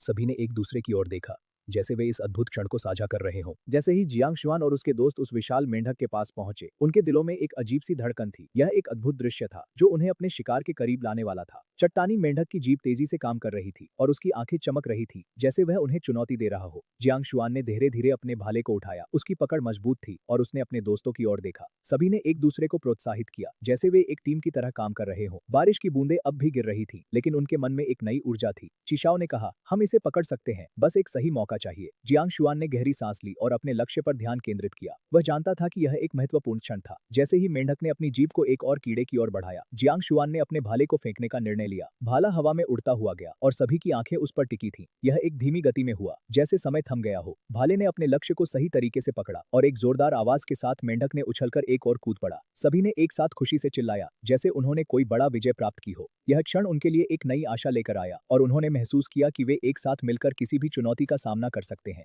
बारिश की बूंदें जब धरती पर गिरती हैं, तो एक अद्भुत माहौल बन जाता है। चारों ओर हरियाली बिखरी होती है और पानी की बूंदें पत्तियों पर झिलमिलाती हैं। मेंढकों के लिए यह दिन एक उत्सव जैसा होता है। वे अपनी छोटी छोटी टांगों से कूदते हुए कीड़ों का शिकार करने के लिए तैयार होते हैं। लेकिन इस दिन एक विशेष घटना घटित होने वाली है। शीशाओ, एक कुशल शिकारी, चट्टान मेंढक के पास पहुंचने के लिए धीरे धीरे आगे बढ़ती है। उसकी आंखों में एक दृढ़ संकल्प है और उसके दिल की धड़कन तेज हो रही है। वह अपने पीछे झांकती है, जहां जियांग शुआन और अन्य साथी उसे संकेत देने के लिए रुकते हैं। शीशाओ जानती है कि मेंढक भी उनकी जनजाति का आहार है और उसे इस शिकार में सावधानी बढ़ रही होगी। मेंढकों की दृष्टि बहुत कमजोर होती है और वे तेजी से चलने वाली वस्तुओं को पहचानने में असमर्थ होते हैं। इसलिए शीशाओ ने अपने कदम धीरे धीरे बढ़ाए, जैसे कि वह एक भूत की तरह चुपचाप आगे बढ़ रही हो। जब वह महसूस करती है कि वह चट्टान मेंढक के काफी करीब पहुंच गई है, तो वह अपने भाले को उठाती है। फुस! अचानक वह तेजी से आगे बढ़ती है, अपने भाले को चट्टान मेंढक की ओर बढ़ाते हुए। इस क्षण में चट्टान मेंढक कूदने की कोशिश करता है, लेकिन देर हो चुकी थी। शीशाओ ने उसे पीछे से वार किया और उसकी टांगे सीधी हो गई। चट्टान मेंढक की आंखों में डर का एक हल्का सा संकेत था, लेकिन वह अपनी स्थिति को समझ नहीं पा रहा था। ची शाओ ने अपने भाले को तेजी से उसकी ओर बढ़ाते हुए एक सटीक निशाना बनाया। उसकी आंखों में एक अद्भुत चमक थी, जैसे वह अपने शिकार के प्रति पूरी तरह से केंद्रित हो। बारिश की बूंदें उसकी त्वचा पर गिर रही थी और वह ठंडे पानी को महसूस कर रही थी। चट्टान मेंढक ने अपनी टांगों को फैलाया, जैसे वह भागने की कोशिश कर रहा हो, लेकिन ची शाओ की गति उससे कहीं अधिक तेज थी। वह अपने भाले को उसके शरीर में गहराई से घुसा देती है। रिबिट! चट्टान मेंढक ने एक अंतिम आवाज में आवाज दी, जो उसके जीवन की अंतिम सांस थी। ची शाओ ने अपने कमर से एक पत्थर की चाकू निकाली और उसे मेंढक के सिर के पीछे वार किया। उस क्षण में चारों ओर का वातावरण एकदम शांत हो गया। बारिश की आवाज भी जैसे थम गई हो। ची शाओ ने महसूस किया कि वह अब एक शिकारी बन चुकी है और इस शिकार ने उसे एक नई पहचान दी है। उसकी आंखों में एक नई चमक थी और उसने अपने साथियों की ओर देखा, जो उसकी इस जीत पर गर्वित थे। जब चीशाओ ने चट्टान मेंढक को अपने शिकारी कौशल से पराजित किया, तो उसके मन में एक अद्भुत संतोष का अनुभव हुआ। उसने अपने चारों ओर देखा, जहां बारिश की बूंदें अब भी गिर रही थीं और हरियाली में एक नई चमक आ गई थी। उसके साथी जियांग शुआन और अन्य उसके पास आए, उनकी आंखों में प्रशंसा और गर्व था। तुमने इसे बहुत अच्छे से किया, जियांग शुआन ने कहा, उसकी आवाज में उत्साह था। चीशाओ ने मुस्कुराते हुए सिर झुकाया, लेकिन उसके मन में एक हल्का सा डर भी था। क्या यह शिकार उसे और अधिक शक्तिशाली बनाएगा या यह उसे और भी अधिक खतरनाक बना देगा? चारों ओर की आवाजें बारिश की, मेंढकों की और उसके साथियों की एक अद्भुत संगीत की तरह गूंज रही थी। उसने महसूस किया कि यह केवल एक शिकार नहीं था, बल्कि एक नई यात्रा का आरंभ था। उसकी आंखों में एक नई चमक थी और उसने अपने भविष्य के प्रति एक नई दृष्टि बनाई। जैसे ही चीशाओ और उसके साथी आगे बढ़ते हैं, बारिश की बूंदें उनके चेहरे पर गिरती हैं और चारों ओर की हरियाली एक अद्भुत सौंदर्य प्रस्तुत करती है। चीशाओ के मन में एक नई शक्ति का अनुभव हो रहा था और उसने अपने भविष्य के प्रति एक नई दृष्टि बनाई। वह जानती थी कि यह शिकार केवल एक शुरुआत थी। उसकी आंखों में एक दृढ़ संकल्प था और उसने अपने साथियों की ओर देखा, जो उसकी ताकत बन चुके थे। जियांग शुआन ने कहा, हम सब तुम्हारे साथ हैं और हम इस यात्रा में तुम्हारा समर्थन करेंगे। चीशाओ ने मुस्कुराते हुए सिर झुकाया और उसने महसूस किया कि वह अकेली नहीं है। चारों ओर की आवाजें, जैसे कि बारिश की, मेंढकों की और उसके साथियों की, एक अद्भुत संगीत की तरह गूंज रही थीं। यह केवल एक शिकार नहीं था, बल्कि एक नई यात्रा का आरंभ था और उसने ठान लिया कि वह अपनी जनजाति की रक्षा करेगी। जियांग शुआन ने उत्साह से स्लेब की अपड़कोलखुरों से ऊपर उठाया और कहा, यह तो छोटा है। मैंने शिकार टीम के पुराने सदस्यों से सुना है कि उन्होंने एक ऐसा मेंढक पकड़ा था जिसके पैर इंसान के पैर से भी मोटे थे। जियांग शुआन ने उस विचार को सोचते सोचते ही दंग रह गया। तीनों युवा भी इस अद्भुत मेंढक को, लेकिन जियांग शुआन ने उन्हें तालाब में फेंक दिया ताकि मांसाहारी मछलियां उन्हें खा सकें। इसके बाद चीशाओ ने मेंढक के पैरों और शरीर को लकड़ी की छड़ियों से काटकर आग पर भूनने के लिए रख दिया। उच्च तापमान के नीचे मेंढक का मांस सफेद से भुने हुए मांस के रंग में बदल गया और वसा चटकने और तड़कने लगी। चट्टानी मेंढक का मांस एक विशेषता रखता था, जब इसे भुना जाता था तो इसकी खुशबू इतनी लुभावनी होती थी कि केवल उसकी गंध से ही मुंह में पानी आ जाता था। यह तो अद्भुत खुशबू है। जियांग शुआन ने खुद को रोक नहीं पाया और भुने हुए हिस्से से एक टुकड़ा तोड़कर मुंह में डाल लिया। इसका अनुभव सामान्य जानवर के मांस से पूरी तरह अलग था। भुना हुआ चट्टानी मेंढक का मांस बेहद नरम था और इसमें कम मछली की गंध थी, इसलिए बिना किसी मसाले के भी एक काटने से ही एक गहरा प्रभाव छोड़ गया। यह तो एक अद्भुत व्यंजन है। जियांग शुआन ने मांस निगलने के बाद आश्चर्य से कहा। चीशाओ हंसते हुए बोला, अगर तुम्हें यह स्वादिष्ट लगता है तो और खाओ, वह बड़ा वाला हमारे पांचों के लिए एक भरपेट भोजन के लिए काफी है। जब मेंढक को अच्छी तरह से भुनाया गया, तो पांचों ने उत्साह से खाने की शुरुआत की। जियांग शुआन ने विशेष रूप से एक विशाल मेंढक के पैर को चबाने में आनंद लिया। उनकी बड़ी ताकत और भूख के साथ उन्होंने चट्टानी मेंढक को पूरी तरह से खत्म कर दिया, यहाँ तक कि उसके आकार के मिलस्टोन के बराबर भी कोई भी टुकड़ा नहीं बचा। उनकी भूख ने उन्हें और भी अधिक खाने के लिए प्रेरित किया और उन्होंने कुछ बड़े सींग वाले भेड़ के मांस का भी सेवन किया। यह दृश्य एक सामूहिक उत्सव की तरह था, जहां सभी एक दूसरे के साथ हंसते और मजाक करते हुए अपने भोजन का आनंद ले रहे थे। आग की गर्मी से उठती हुई धुआं और मांस की खुशबू ने वातावरण को और भी जीवंत बना दिया था। जियांग शुआन ने अपने मुंह में एक और टुकड़ा डालते हुए कहा, यह तो सच में एक अद्भुत अनुभव है। चीशाओ ने मुस्कुराते हुए कहा, हमने आज जो पकड़ा है वह हमारे लिए एक यादगार भोज है। चारों ओर हंसी और खुशी का माहौल था, जैसे कि वे जीवन की हर खुशी का जश्न मना रहे हों। इस क्षण में वे सभी एक दूसरे के साथ जुड़े हुए थे, जैसे कि वे एक परिवार की तरह थे। उनकी आंखों में चमक और मुंह में स्वादिष्ट मांस का अनुभव था। भोजन के दौरान जियांग शुआन ने अपने चारों दोस्तों के साथ मिलकर एक अद्भुत अनुभव साझा किया। उन्होंने एक दूसरे से अपनी शिकार की कहानियां सुनाई और हर एक कहानी में उत्साह और साहस की झलक थी। ची शाओ ने बताया कि कैसे उन्होंने पहली बार एक विशालकाय मेंढक का सामना किया था और उसकी आंखों में चमक थी, जैसे वह उस क्षण को फिर से जी रहा हो। तब मैंने सोचा था कि मैं डर जाऊंगा, लेकिन मैं तो उसे पकड़ने के लिए तैयार था, उसने हंसते हुए कहा। जियांग शुआन ने कहा, तुम्हारी हिम्मत अद्भुत है ची शाओ। उनके बीच की दोस्ती और भी गहरी होती जा रही थी। जैसे जैसे रात गहराती गई, आग की रोशनी ने उनके चेहरों पर एक सुनहरा आभा बिखेर दिया। चारों ओर की धुंधली रात में उनकी हंसी और बातें गूंजती रहीं। यह एक ऐसा पल था जहां उन्होंने न केवल भोजन का आनंद लिया, बल्कि एक दूसरे के साथ अपने बंधन को भी मजबूत किया। जियांग शुआन ने महसूस किया कि इस अनुभव ने उन्हें और भी करीब ला दिया है। जैसे जैसे रात गहराती गई, जियांग शुआन ने आसमान में चमकते तारे देखे। उन्होंने महसूस किया कि यह जीवन का एक अनमोल क्षण था। उनके दिलों में एक नई ऊर्जा और साहस का संचार हो रहा था। उन्होंने अपने दोस्तों के साथ मिलकर इस पल को जीने का फैसला किया। हम हमेशा एक दूसरे के साथ रहेंगे, चाहे जो भी हो, जियांग शुआन ने कहा। ची शाओ ने सहमति में सिर हिलाया। हाँ, हम एक परिवार की तरह हैं। उनकी आंखों में एक नई चमक थी, जैसे वे एक नई यात्रा पर निकलने के लिए तैयार हों। उन्होंने अपने भविष्य के सपनों के बारे में बात की और कैसे वे एक साथ और भी बड़े साहसिक कार्य करने की योजना बना रहे थे। यह एक ऐसा क्षण था जहां उन्होंने अपने जीवन के लक्ष्यों को साझा किया और एक दूसरे को प्रेरित किया। रात की ठंडी हवा ने उन्हें एक नई दिशा दी और उन्होंने महसूस किया कि वे एक दूसरे के लिए कितने महत्वपूर्ण हैं। अंत में जब रात का अंधेरा गहराने लगा, जियांग शुआन और उसके दोस्त अपनी झोपड़ी की ओर लौटने लगे। उनके दिलों में एक नई उमंग थी और वे जानते थे कि यह अनुभव उनके जीवन में एक महत्वपूर्ण मोड़ था। ची शाओ ने कहा, आज का दिन हमारे लिए हमेशा यादगार रहेगा। जियांग शुआन ने मुस्कुराते हुए कहा, हाँ, हम हमेशा इस दिन को याद रखेंगे। उनकी आंखों में एक नई चमक थी, जैसे उन्होंने एक नई यात्रा की शुरुआत की हो। जब वे झोपड़ी में पहुंचे तो उन्होंने एक दूसरे को गले लगाया, यह दर्शाते हुए कि वे एक दूसरे के लिए कितने महत्वपूर्ण हैं। यह एक ऐसा पल था जहां उन्होंने न केवल एक दूसरे का साथ दिया, बल्कि अपने अनुभवों को साझा किया। उन्होंने महसूस किया कि यह यात्रा केवल एक शुरुआत थी और आगे की राह में उन्हें एक दूसरे का साथ हमेशा रहेगा। जैसे जैसे वे अपनी झोपड़ी में प्रवेश कर रहे थे, उनकी हंसी और बातें गूंज रही थीं और यह स्पष्ट था कि उनकी दोस्ती और भी मजबूत हो गई थी।